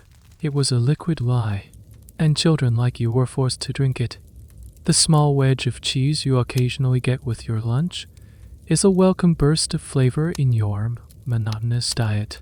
Its sharp, salty tang is a powerful contrast to the blandness of your bread and gruel. But like almost everything else you eat, this simple pleasure hides a dangerous secret. The very thing that makes it look appealing, its rich, orange-yellow color, could be a source of poison. Good cheese, particularly aged cheeses like Cheshire or Gloucester, could be expensive. The cheese you receive is of a much lower grade. It's likely a young, cheap pot cheese made from skimmed milk, lacking the fat content that gives better cheeses their natural creamy color. To the Victorian consumer, the pale, anemic-looking cheese was unappetizing. Color was synonymous with quality and flavor. The rich, uniform yellow or orange suggested a cheese made from the fatty, beta-carotene-rich milk of pasture-fed cows. Unscrupulous cheese makers and grocers knew this, and they had a solution. They dyed their cheap, pale cheeses to mimic the appearance of high-quality ones. At first, the dyes were harmless enough. Annatto, a natural food, coloring derived from the seeds of the achio tree, was commonly used to give cheese a pleasant orange hue. It's still used today in many cheeses. Like red Leicester, other vegetable dyes, like carrot juice or marigold petals, might also be used. But these natural dyes could be expensive or inconsistent. So, producers turned to cheaper, more potent, and far more dangerous mineral-based pigments. To achieve a vibrant reddish orange, some began to use a substance called red lead. Red lead, or lead IV oxide, is a bright red, poisonous powder. It was primarily used as a pigment in paint, particularly as a primer for ironwork to prevent rust. It had no place in food, but it was cheap. The color was strong and stable, and a little went a long way. A cheesemaker could take a batch of bland, powdered cheese, mix in a small amount of red lead, and produce a product that looked deceptively rich and appetizing. He could then sell it for a higher price, or at least sell it more easily. Lead is a neurotoxin. When ingested, it accumulates in the body, particularly in the bones and soft tissues. Even in small, regular doses, it can cause devastating health problems. In children, lead poisoning leads to developmental delays, learning disabilities, abdominal pain, irritability, and, in high enough concentrations, seizures and death. You and the other children in the factory are already suffering from malnutrition and stunted growth. The addition of a slow-acting poison like lead to your diet would be catastrophic, but its effects would be subtle and easily misdiagnosed. The constant stomach aches, the lethargy, the dullness an overseer might see in a child, these could all be symptoms of chronic lead poisoning, that they would be blamed on laziness or general ill health. This horrifying practice was one of the most shocking revelations to come out of the food adulteration investigations of the mid-19th century. When Arthur Hill Hassall and other chemists analyzed samples of brightly colored cheese, they found alarming quantities of red lead. The public was horrified. The idea of being poisoned by something as wholesome and traditional as a piece of cheese was a profound betrayal. A lesser-known, but equally dangerous coloring agent was vermilion, which is mercury sulfide, another toxic heavy metal. Mercury was used to achieve a bright red color in some foods, including cheese and cheap confectionery sold to children. The historical debate surrounding this particular adulteration is a stark one. Was it possible that the cheesemakers were ignorant of the dangers? Could they have believed that the tiny amounts they were using were harmless? Most historians think this is highly unlikely. The toxic properties of lead and mercury compounds were reasonably well known. This was not a case of simple fraud, like adding sand to sugar. This was an act of knowingly poisoning customers for profit. It represents the absolute nature of food adulteration, where the line between deception and outright assault was blurred. You look at the small piece of cheese in your hand. It has a slightly unnatural, uniform orange tint. You would never suspect it. Why would you? It's just cheese. You bite into it, savoring the salty taste. You are completely unaware that with each bite, you could be ingesting a heavy metal that is silently attacking your developing brain and nervous system. The quest for an appealing color, a trick to make a cheap product look expensive, had turned a simple food into a vehicle for poison. Tea. For the Victorian middle and upper classes, it was more than a drink, it was a ritual. The afternoon tea, with its delicate porcelain cups, silver teapots, and array of tiny sandwiches and cakes, was a cornerstone of social life. For the working class, tea was also vitally important, but for different reasons. A cup of hot, sweet tea was a stimulant, a source of comfort, and a brief respite from the cold and the drudgery. It was an affordable luxury that could make a miserable day slightly more bearable. But the tea you might occasionally get a weak, watery brew served in a tin mug on a Sunday has been on a long and dubious journey. The global tea trade was a massive industry, but the precious leaves that traveled all the way from China or India were expensive, and wherever there is an expensive product, there is an opportunity for fraud. The adulteration of tea was an art form in Victorian England, practiced with astonishing creativity. The most common form of fraud was simply reselling used tea leaves. Large hotels, wealthy households, and tea shops would sell their used, wet tea leaves to collectors for a pittance. These collectors would then sell them to processing plants. Here, The exhausted leaves were dried out, often on heated copper plates, to restore some of their color. They were mixed with dyes. A common dye to make them look black again was a substance called black lead, which is not lead at all, but graphite. While not as toxic as reed weed, it was still a contaminant. Other colorants included Prussian blue, a chemical pigment containing cyanide, and turmeric to create a greenish tint. To restore some of the weight and bulk lost in the initial brewing, the dried leaves were mixed with other, cheaper substances. Common fillers included the leaves of other plants, like sloe, licorice, or ash tree leaves, to give the fake tea the right texture and weight. Some processors would even mix in iron filings, sawdust, or sand. So the tea that was then packaged and sold to the poorest customers was often a bizarre and unappetizing mixture, a small amount of real, exhausted tea, bulked out with other leaves and dust, dyed with chemicals, and weighed down with metal filings. When brewed, it would produce a liquid that looked something like tea, but it would be wheat, with a strange metallic or earthy aftertaste. This practice was known as smouching. There's a fascinating, if grim, little corner of economic history that studies the smouch trade. It was a sophisticated, multi-level industry, from the street-level collectors to the large-scale drying and mixing operations. It was a perfect example of a parasitic economy, thriving on the waste products of the rich to cheat the poor. The most infamous source of fraudulent tea was a place nicknamed the Canton of England, located in the back streets of London. Here, factories worked day and night, transforming used tea leaves into a passable imitation. The work was done in secret, often by children, in filthy, cramped conditions. The health consequences were significant. Aside from the potential toxicity of the dyes like Prussian blue, the other leaves used could have their own unexpected effects. And, of course, the customer was being cheated, spending their precious pennies on a product that had almost no nutritional or stimulant value. The comforting ritual of a cup of tea became another source of potential harm. The academic debate here focuses on the scale and impact of this trade. Some historians argue that while shocking, the practice was confined to the very cheapest, lowest end of the market and that most working-class people had access to reasonably genuine, if low-grade, tea.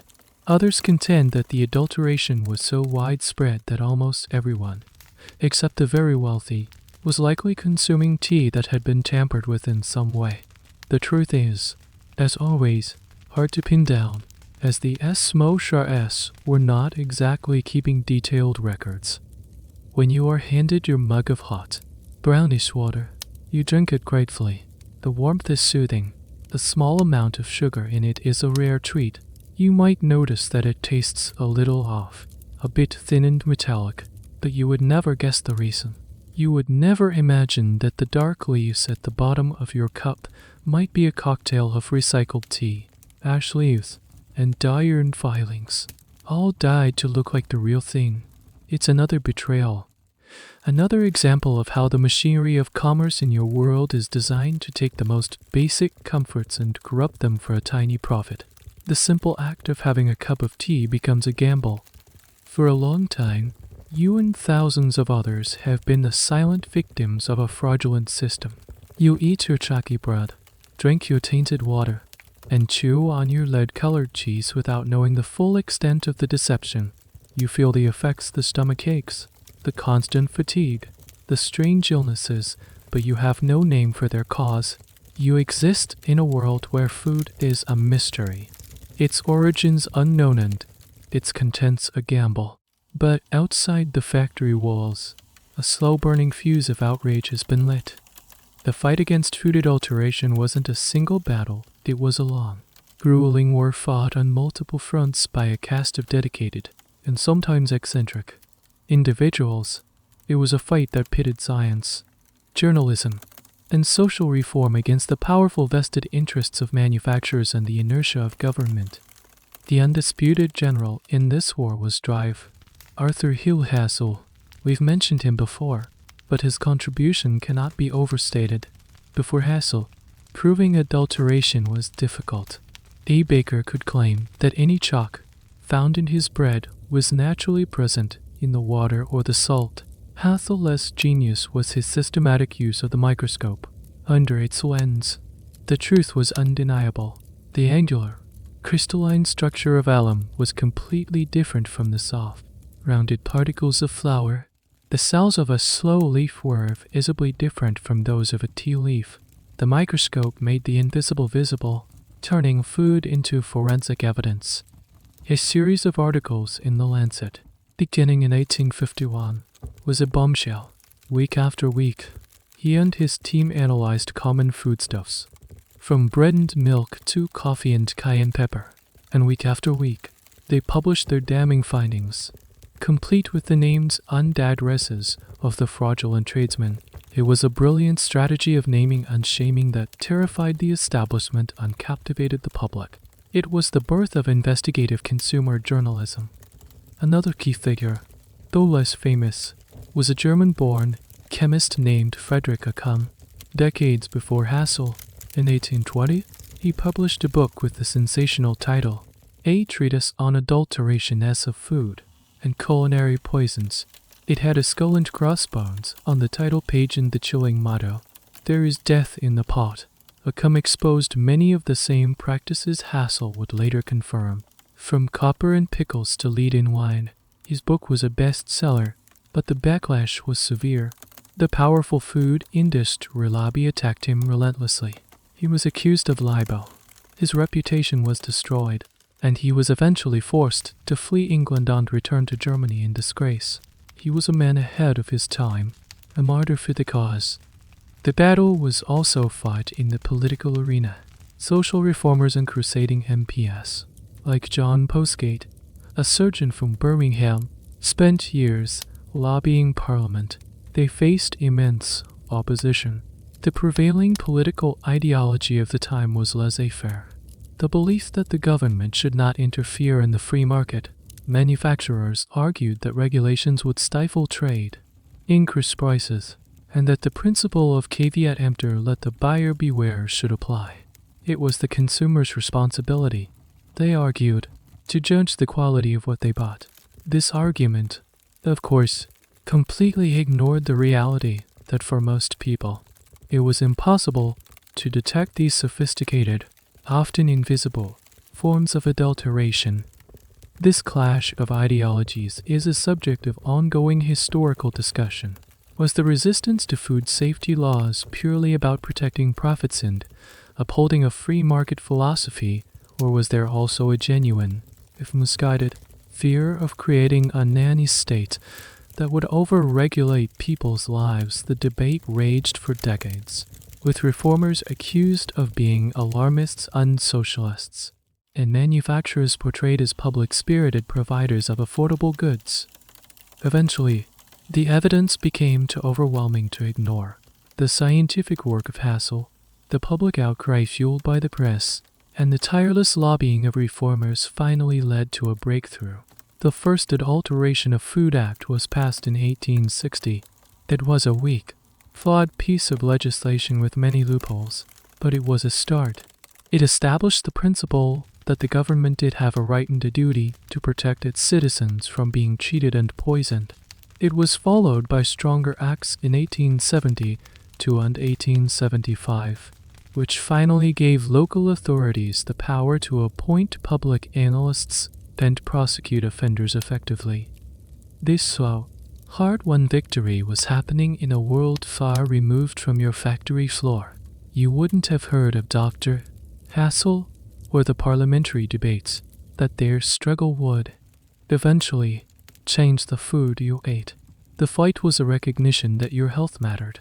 It was a declaration that the contents of a poor child's bowl were a matter of public concern.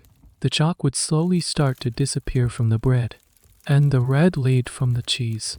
But for you, in the mid-19th century, that change is still years, or even decades, away. You are still living in the dark age of diet, while the first flickers of dawn are just beginning to appear on a distant horizon. The bell rings, signaling the end of the 12-hour workday. The machines wind down, their thunderous roar replaced by a humming silence that makes your ears ring. You stumble out of the factory gates, your body aching, your mind numb. You walk back to the apprentice house, eat your supper of bread and potato, and climb the stairs to your straw mattress. You are exhausted, but sleep doesn't come easily. Lying in the dark, you are acutely aware of one sensation above all others, the deep, hollow ache in the pit of your stomach. This isn't the sharp pang of hunger that comes before a meal. This is something different. It's a chronic, gnawing emptiness that is never truly satisfied. The watery gruel in the morning, the dense bread at lunch, the starchy potato at supper, they are all just temporary plugs, holding back a tide of perpetual hunger. You eat not until you are full, but simply until the food runs out. And an hour later, the ache is back. This is the physical manifestation of malnutrition. Your diet is a tragic paradox. You consume enough bulk to feel physically full for brief periods, but you are starving on a cellular level. The food you eat is rich and cheap, starchy carbohydrates, but desperately poor in everything else. You are deficient in protein, essential for building and repairing your body. You are deficient in fats, vital for brain development and energy storage. And you are deficient in a whole host of vitamins and minerals that your body needs to function, things that science at the time was only just beginning to understand. This constant, unsatisfied hunger has a profound psychological effect. It dominates your thoughts. When you are not focused on your work, your mind drifts to food, not the food you actually eat, but a fantasy of food. You might try to remember the taste of a ripe apple, the texture of a properly roasted piece of meat, or the simple comfort of a bowl of thick, creamy porridge. These thoughts are a form of torture, a reminder of a world of sensory pleasure that is completely denied to you. The hunger also creates a state of constant, low-level anxiety. You are always aware of your own vulnerability, of how precarious your existence is. The factory provides you food, but the supply feels fragile. What if the delivery of flour doesn't arrive? What if the potato crop fails? You have no reserves, no safety net. Your body has no fat stores to call upon. You are living on the absolute edge of subsistence. This condition was so common among the urban poor that it had a name: the wolf in the belly. It was a visceral, almost living presence. This deep hunger also shaped social interactions. In the apprentice house, food is a source of constant tension. A slightly larger piece of bread given to one child is noticed by all. A dropped potato is a tragedy. You learn to guard your portion, to eat quickly, undefensively. There is no sharing, because no one has enough to share. The system fosters a sense of competition rather than camaraderie. There's a fascinating, if bleak, debate amongst social historians about the purpose of this hunger. Was the diet deliberately designed to keep you weak and docile, well-fed? Energetic workforce might be a more rebellious workforce. A population constantly preoccupied with the next meal has little time or energy for dissent. Or was it simply a matter of cold, hard economics? The factory owner's goal was to maximize profit, and food was a cost to be minimized. In this view, your hunger is not a tool of control, but simply a byproduct of capitalism in its rawest, most unregulated form. The truth is likely a grim combination of the two. A little-known physical symptom of this kind of severe, long-term malnutrition is a distended stomach. You might see it in the younger children especially. Despite being rail-thin everywhere else, their bellies are swollen and bloated. It's a condition called kwashiorkor, caused by a severe lack of protein. A passerby seeing such a child might mistakenly think they were well-fed. It's a cruel illusion, the body's own desperate, failing response to starvation. You lie on your mattress, pressing your hand against your empty stomach, as if the pressure could somehow soothe the ache. The hunger is a constant reminder of your powerlessness. It's a physical chain that binds you to the factory as securely as any contract. You will wake up hungry tomorrow, and you will work for the promise of a meal that will never truly feed you. It is the engine of your exploitation and the central defining fact of your existence. In the quiet of the dormitory, surrounded by the soft sounds of other hungry children sleeping, you eventually drift off, with the wolf in your belly still howling. Your body is a living record of your diet. Every missing nutrient, every chemical contaminant, leaves its mark. You feel it in the constant fatigue and the gnawing hunger, but you also begin to see it. You see it in the mirror if you ever catch a glimpse of your reflection in a murky puddle, and you see it in the bodies of the children around you. One of the most visible and crippling results of your deficient diet is the bending of your bones. You start to notice a dull ache in your legs, especially at night. It's a deep, persistent pain in the shins and thighs. At first, you dismiss it as just another part of the exhaustion, but then you notice other changes. Your legs, which should be straight and strong, are starting to curve outwards. You are becoming bow-legged. Other children have the opposite problem, their knees knocking together in a condition you call knock knees. You see children with beaded ribs, a series of bumps along their ribcage that look like a rosary. You see children with softened skulls, or wrists and ankles that are strangely thick and swollen. This is rickets. It's a disease of childhood caused by a severe and prolonged deficiency of vitamin D. Vitamin D is essential for the body to absorb calcium and phosphorus from the diet. Without it, the bones cannot mineralize properly. They remain soft, pliable, and unable to bear the weight of the body without deforming. Your diet is almost completely devoid of vitamin D. The main dietary sources are fatty fish, egg yolks, and liver foods you have never tasted. Milk, if it were properly fortified or from grass-fed cows, would be a source, but the chalky, watered-down liquid you occasionally get has none. The other major source of vitamin D is sunlight. The skin naturally produces it when exposed to the sun's ultraviolet rays, but your life is a life lived in shadow. You wake before sunrise and walk to the factory under a sky choked with coal smoke. The smoke and industrial smog from a thick, permanent haze over the city that blocks out much of the direct sunlight. You spend 12 hours inside the factory, in a dim, dusty room lit by gas lamps or small, grimy windows. When you leave, the sun is setting or has already set. You are a child of the industrial twilight, starved of the very sunlight that could save your bones. The consequences of rickets are lifelong. The bowed legs and spinal deformities are often permanent, leading to a lifetime of chronic pain and mobility issues. A girl with a deformed pelvis due to childhood rickets would later be at high risk of death during childbirth. It was a disease that branded you for life. The skeleton itself a testament to a childhood of deprivation. The condition was so common in the industrial cities of Britain that it was known as the English disease. Physicians at the time were baffled by it. They saw the deformed bones, but they didn't understand the cause. Theories abounded. Some thought it was hereditary. Others blamed it on the damp climate or the bad air of the slums. The connection to diet was suspected by some, but the specific role of an invisible vitamin was unknown. The concept of vitamins wouldn't be fully understood until the early 20th century.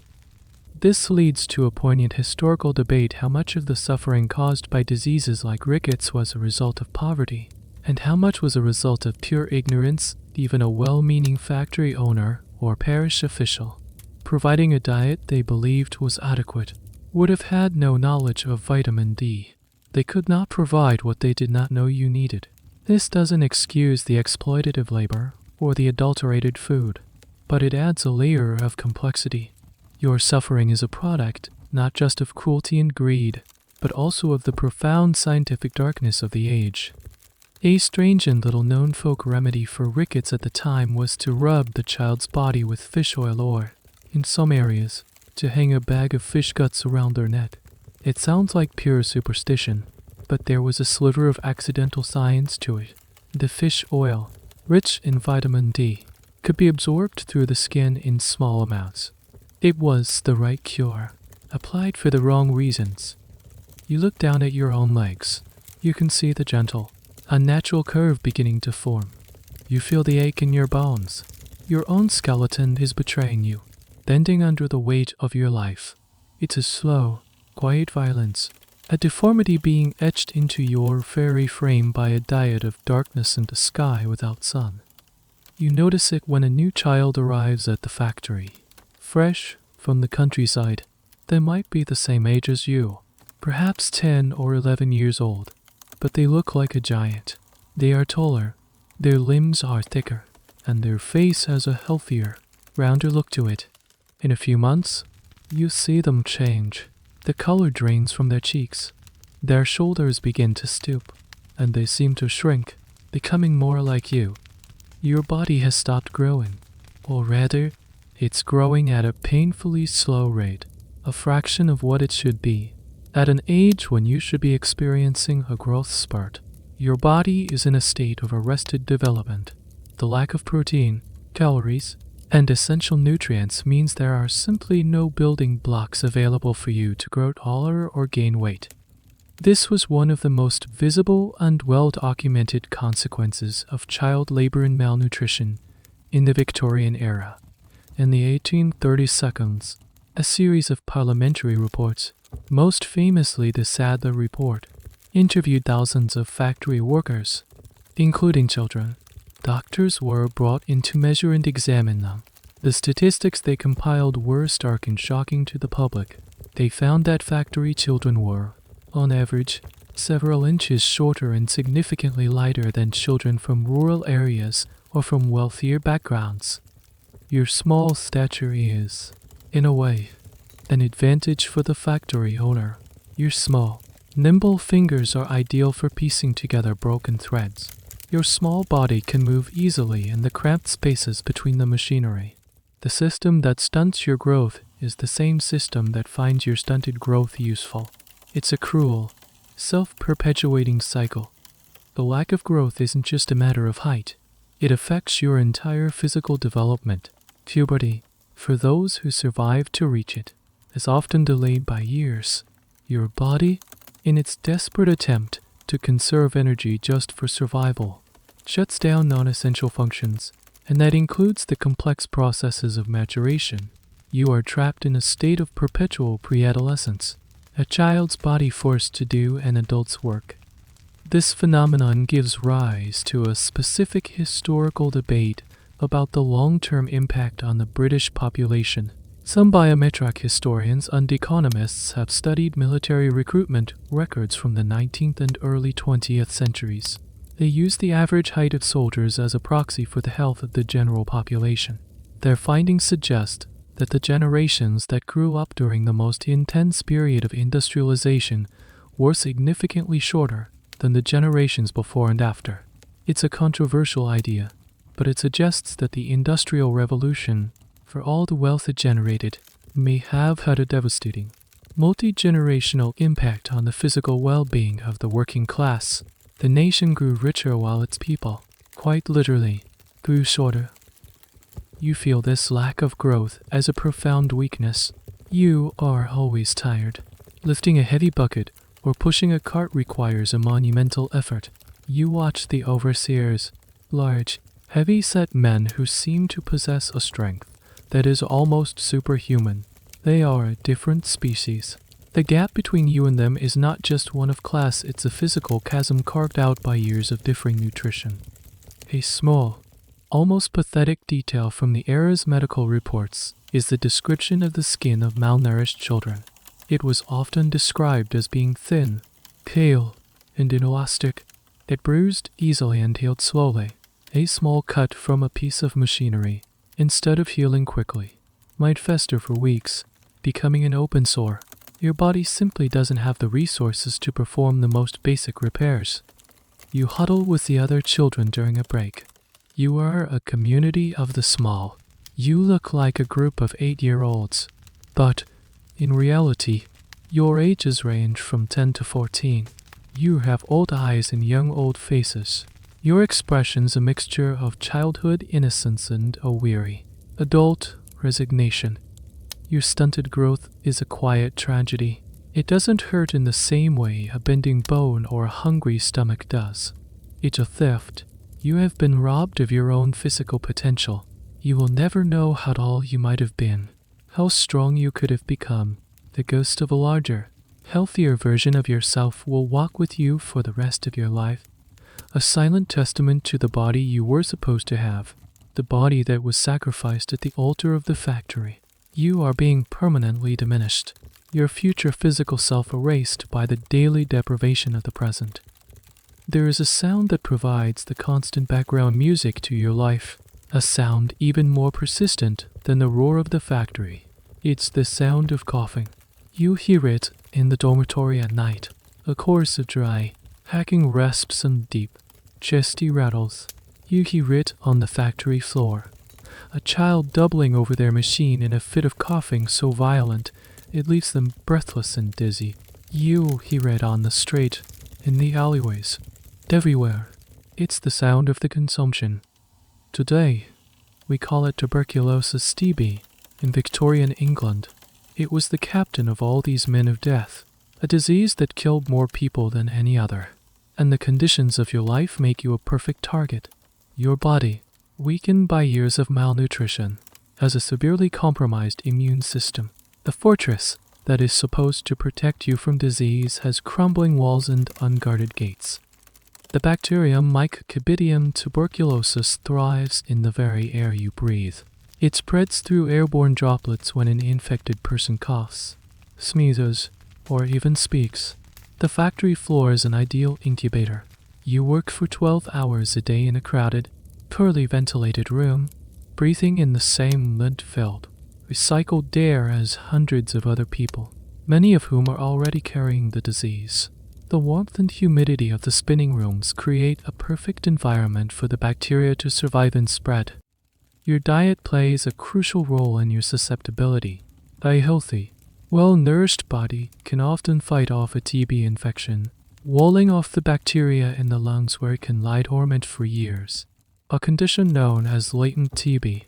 But your body has no resources for such a fight. The bacteria finds fertile ground in your weakened lungs. The infection takes hold, becomes active, and begins to destroy the lung tissue. The first sign is a persistent cough. Then comes the fever, the night sweats that leave your thin mattress damp and cold, and a profound, bone-deep weariness that even sleep cannot cure. As the disease progresses, you lose weight rapidly, which is why it was called consumption. It seemed to consume the body from within. In the final stages, a victim might cough up blood as the bacteria eats away at the blood vessels in the lungs. You see the progression of the disease in the children around you. A child who was just coughing a few months ago is now gaunt and pale, with a feverish glint in their eyes. They are sent away, either back to their parish or to a special ward in the workhouse infirmary, from which few return. Their place at the loom is taken by a new child, and the cycle continues. There is a historical debate about the social perception of tuberculosis in the 19th century. In Romantic literature and art, consumption was sometimes portrayed as a strangely beautiful, almost noble disease, particularly among poets and artists. It was thought to bestow a heightened sensitivity and a pale, ethereal beauty. This romanticized view, of course, applied only to the wealthy. There was nothing romantic about the gritty, painful reality of the disease as it tore through the slums and factories. For the poor, it was not a tragic, poetic fading away. It was a dirty, undignified, and terrifying death. One of the lesser known, and more tragic, aspects of the disease was its effect on the bones, as sear of Eula, or tuberculosis of the lymph nodes and bones, was common in children. It could cause abscesses in the neck and lead to the collapse of the vertebrae, resulting in a hunchbacked deformity known as Pott's disease. The image of the hunchback, so common in Victorian literature, was often a depiction of a survivor of childhood TB. You try to stifle your own cough. You hide it from the overseer, because a persistent cough is a sign of weakness, a sign that you are becoming unproductive. You drink the foul-tasting water from the barrel, hoping to soothe the tickle in your throat. You live in a state of constant, low-level fear. Every cough you hear, every child you see growing paler, is a reminder of your own fragility. You are living in a perfect storm for disease, a malnourished body, a compromised immune system, and a crowded, unsanitary environment. Your diet has not only stunted your growth and bent your bones, it has left you utterly defenseless against the most prevalent killer of your age. The food you eat, or rather don't eat, is as responsible for the high death toll from disease as the bacteria itself. It dug the grave, and the infection merely pushed you in. Fresh fruit. The concept is so alien it might as well be a fantasy. In your world of grey gruel, brown bread, and the occasional piece of greasy bacon, the idea of something bursting with color, sweetness, and juice is unimaginable. You might have a vague, dreamlike memory of a berry picked from a hedge, its sharp, sweet taste a fleeting explosion on your tongue, but that was a lifetime ago. In the city, fruit is a luxury for the rich. In the windows of expensive grocers in the better parts of town, you might catch a glimpse of pyramids of oranges, baskets of glossy apples, or even exotic pineapples, a symbol of ultimate wealth. For you, these are as distant and unattainable as the crown jewels. Your diet is completely devoid of vitamin C. This is the vitamin found in fresh fruits and vegetables, essential for the synthesis of collagen, the protein that holds your body's cells together. It's the glue for your skin, your blood vessels, your gums, and your bones. Without it, your body literally begins to fall apart. The result is a disease you wouldn't have a name for. Though you see its symptoms all around you, you might know it as land scurvy. The first sign is a profound lethargy and a deep ache in your joints, feelings that are already so common you wouldn't distinguish them from your usual exhaustion. But then, other, more specific symptoms appear. Your gums become swollen and spongy. They turn a dark, purplish color and begin to bleed with the slightest touch. Eating your heart, coarse bread becomes an agony. Your teeth, their sockets weakened by the decaying gums, become loosened, may eventually fall out. You notice strange bruises appearing on your body, dark patches on your legs and arms that appear without any injury. These are caused by spontaneous bleeding under the skin as your capillaries, the tiny blood vessels, become brittle and rupture. Old wounds, even small cuts that seem to have healed months ago, may mysteriously reopen and begin to fester. Your body is losing its ability to maintain itself.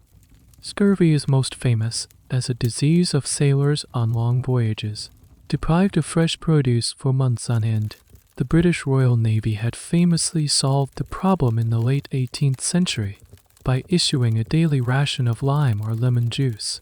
But this knowledge was slow to spread to the civilian population. The idea that a disease could be cured by a food, rather than by a medicine, was still a radical concept. This leads to a fascinating historical debate. Why was scurvy still rampant in the slums and institutions of Britain, a nation that had already conquered the disease? At sea, some historians blame a simple lack of knowledge transfer between the military and civilian medical establishments. Others point to a strange botanical mistake in the 19th century. The Royal Navy, for economic reasons, switched from Mediterranean lemons, which are very high in vitamin C, to West Indian limes, which have significantly less. This made the cure less effective and may have cast doubt on the whole theory of citrus as a preventative. The term limmy for a British sailor comes from this period. But the most likely reason for the prevalence of scurvy among children like you is simple economics. Fresh fruit and vegetables were expensive and perishable. A factory owner or a workhouse master, tasked with feeding hundreds of people on the tightest possible budget, would see them as an unnecessary extravagance. Potatoes, which contain some vitamin C, were a staple, but they were often stored for long periods, which depletes their vitamin content, and then overboiled, which destroys much of what is left. Your Sunday portion of mushy turnips provides a trivial amount. A stolen apple becomes the ultimate fantasy. You might see a cart laden with them rumble past, the scent of them in the air, and the desire is so intense it's a physical pain. The risk of being caught stealing would be immense, a flogging, or even being sent to prison. But the temptation of that crisp, sweet, juicy flesh would be almost overwhelming. It represents everything your diet is not: fresh, vibrant, and alive. You run your tongue over your sore, swollen gums. You look at the strange, new bruise on your shin. You are suffering from a disease that is entirely preventable. A disease that has already been solved by the very same society that is allowing you to suffer from it. You are not on a long sea voyage, lost in the middle of the ocean. You are in the heart of the wealthiest empire on earth, and you are falling apart for the lack of a single piece of fruit, while your official diet is a monotonous rotation of gruel, bread, and potatoes. Another world of food exists just outside the factory gates. It's the vibrant, chaotic, and deeply unsanitary world of Victorian street food. On your hurried walk to and from the factory, or on a rare Sunday afternoon, you catch glimpses and smells of it. It's a world of cheap, hot, and intensely flavorful things. A powerful temptation for a child who is always hungry. The streets of the slum districts are crowded with sellers, each with their own cart, stall, or basket. They are catering to a population that has little money, no cooking facilities, and a desperate need for a quick, cheap, calorie-dense meal. You smell the hot grease from the fried fish vendor. He sells small pieces of fish, often of questionable freshness, dipped in a simple flour and water batter and fried in bubbling oil. Next to him, a woman sells hot potatoes, roasted in a portable charcoal oven, their skins blackened and crisp. For a single penny, you could buy a hot, flurry potato to warm your hands and fill your belly. Then there's the pie man. "Pies all hot," he cries. His cart is filled with small, handheld meat pies. But what meat is inside is a subject of much speculation and grim humor. They were often called mystery pies for a reason. The fillings could be made from scraps and offcuts of meat, or, more worrisomely, from cats, dogs, or whatever else could be sourced cheaply. The popular musical Sweeney Todd taps into this very real urban legend of pies made from human flesh, a gothic exaggeration of a genuine public anxiety about the contents of their food. For something sweet, there are sellers of jelly deals, a London delicacy where chopped eels are boiled in a savory stock that sets into a gelatinous mass. Or perhaps you'd be tempted by a sheep's trotter, boiled until tender and sold from a tray. These foods, while seeming strange to us, were a vital source of cheap protein. One of the most popular and cheapest treats was hot peas. A man with a large, steaming cauldron would sell spoonfuls of mushy peas, seasoned with salt and vinegar, served in a scrap of paper. For a halfpenny, it was a hot, savory, and filling snack. This street food represents a fascinating microeconomy. It was a vital part of the urban ecosystem, providing sustenance and employment for the very poor, but it was also completely unregulated. The hygiene standards were non-existent. The vendors had no access to clean water for washing their hands or their utensils. The food was exposed to the dirt, dust, and grime of the street.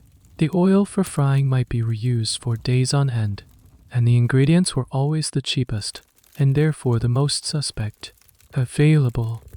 This is where a subtle historical debate lies.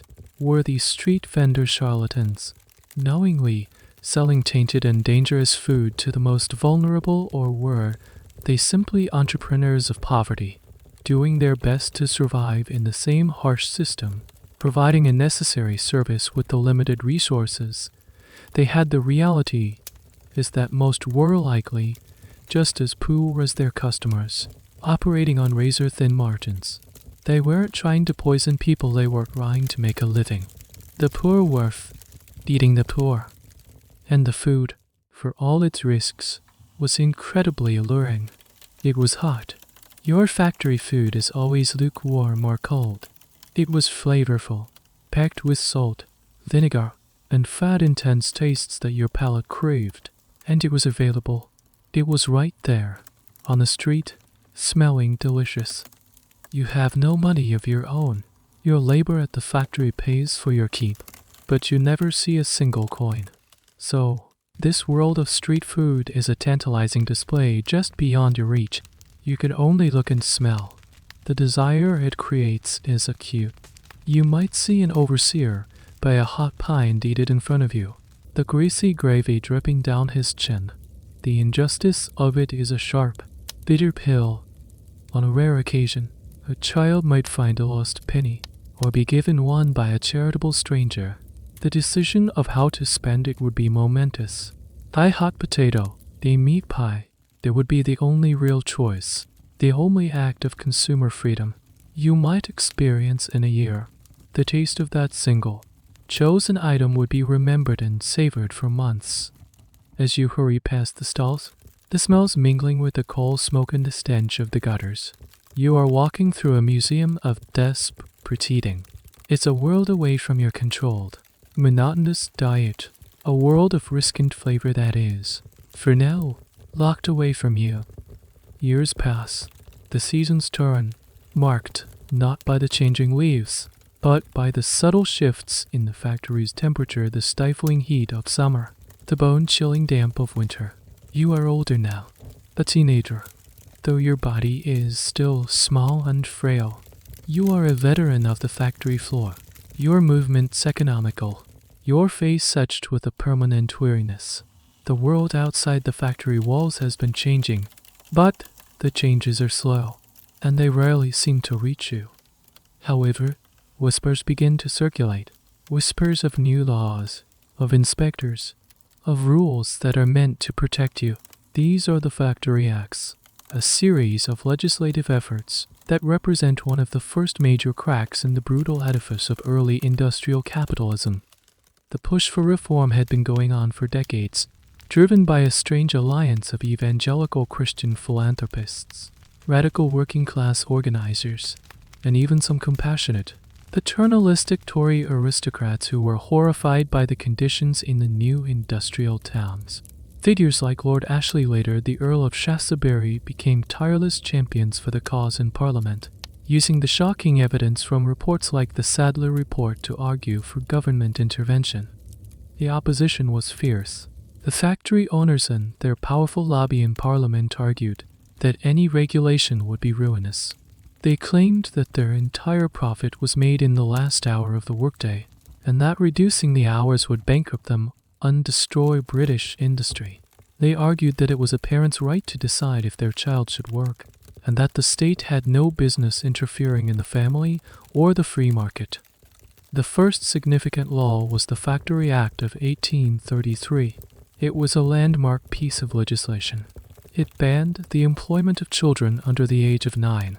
It limited the workday for children between 9 and 13 to 8 hours, and for those between 13 and 18 to 12 hours. Crucially, it also established a professional factory inspectorate, a small team of men with the power to enter factories and enforce the law. This sounds like a revolution, but for you, on the factory floor, the immediate impact is minimal. The first problem is enforcement. There are only 4 inspectors appointed for the thousands of factories across the entire country. They are overworked and easily deceived when an inspector is rumored to be in the area. The youngest children are often hidden in baskets or told to go home for the day. Factory owners might forge birth certificates or bribe parents to lie about a child's age. Your own age is a fuzzy concept. You probably don't know your exact date of birth. You are factory age old enough to work. The owner might simply declare that you are 13, which means he can legally work you for 12 hours a day. The new law exists on paper, but the reality of your life changes very little. This is a classic historical debate, the gap between legislative intent and on-the-ground reality.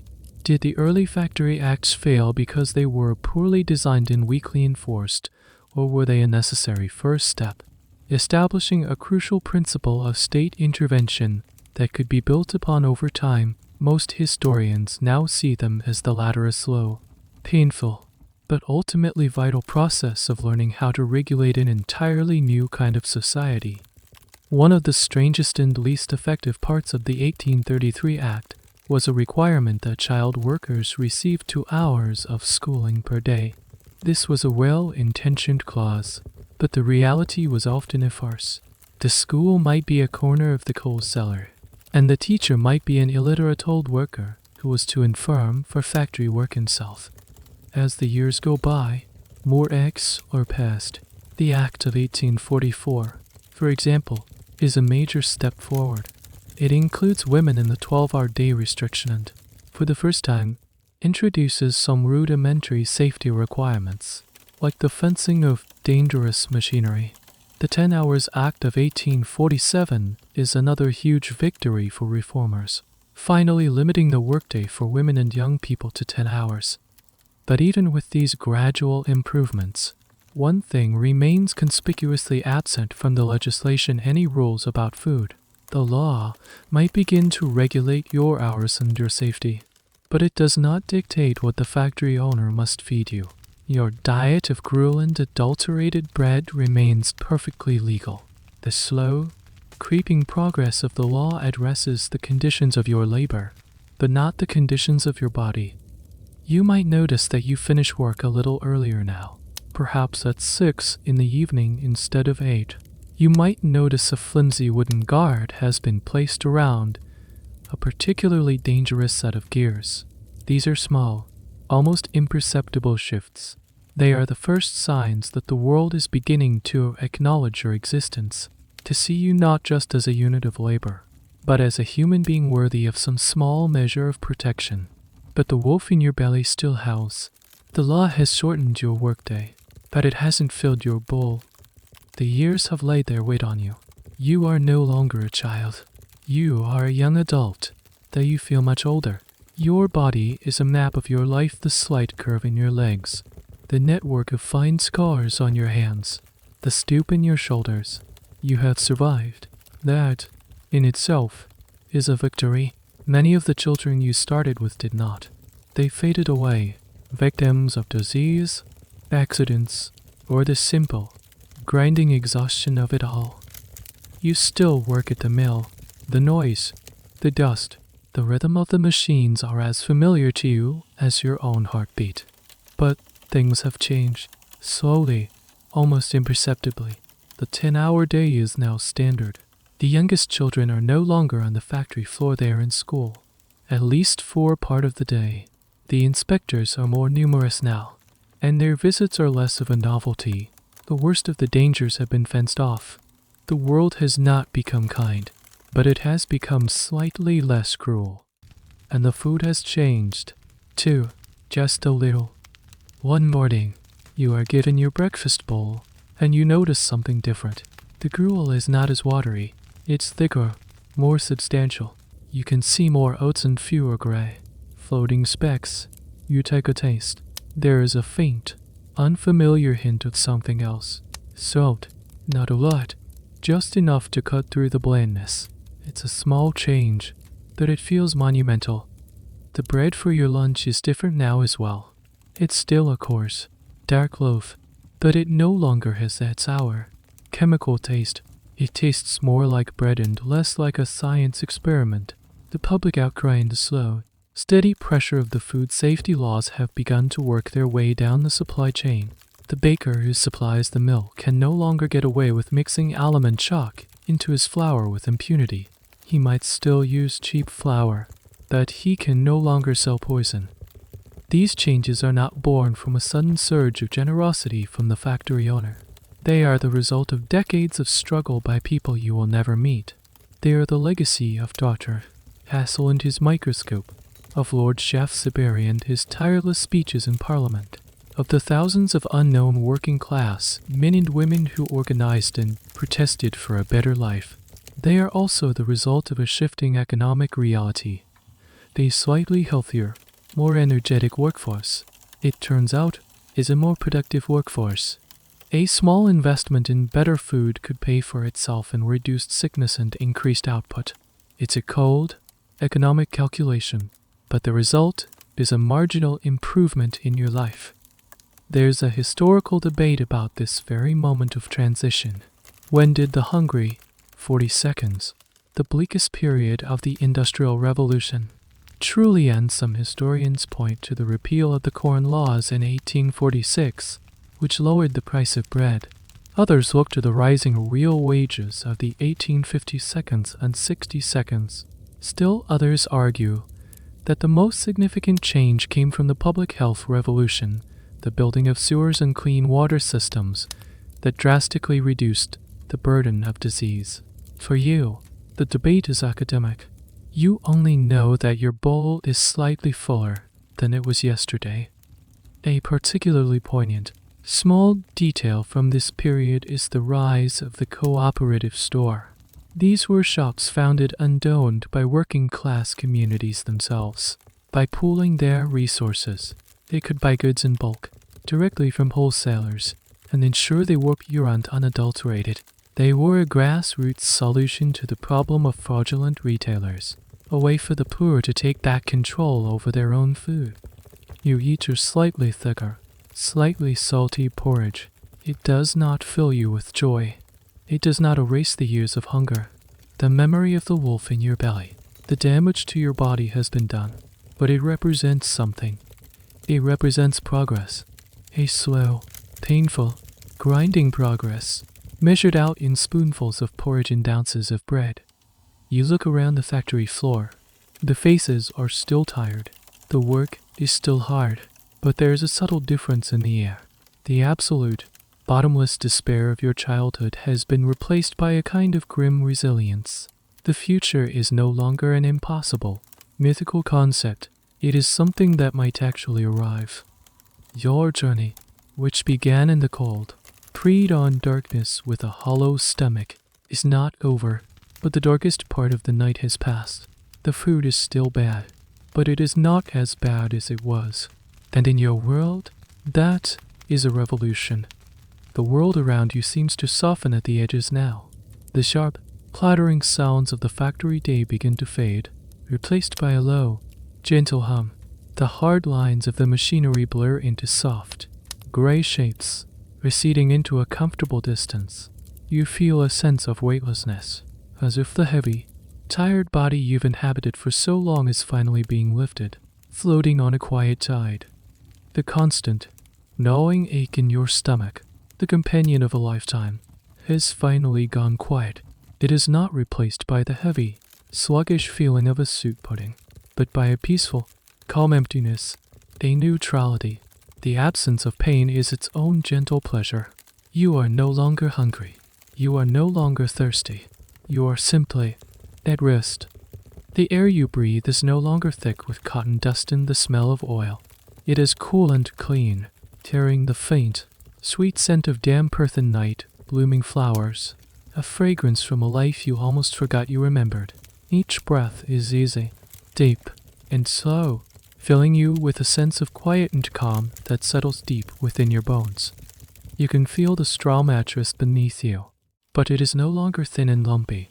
It feels deep and soft, a cloud that cradles you completely. The coarse wool blanket is now a light, warm covering, secure and comforting. You are safe. The knocker-upper will not be coming.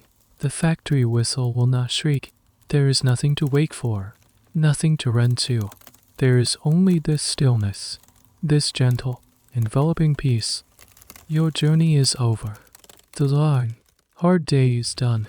Let the quiet sounds of your own room be your companion now, the soft whir of a fan, the distant murmur of the city settling into sleep. Allow your own breathing to slow, to find the gentle rhythm of this final, peaceful rest. You have earned it. You can let go.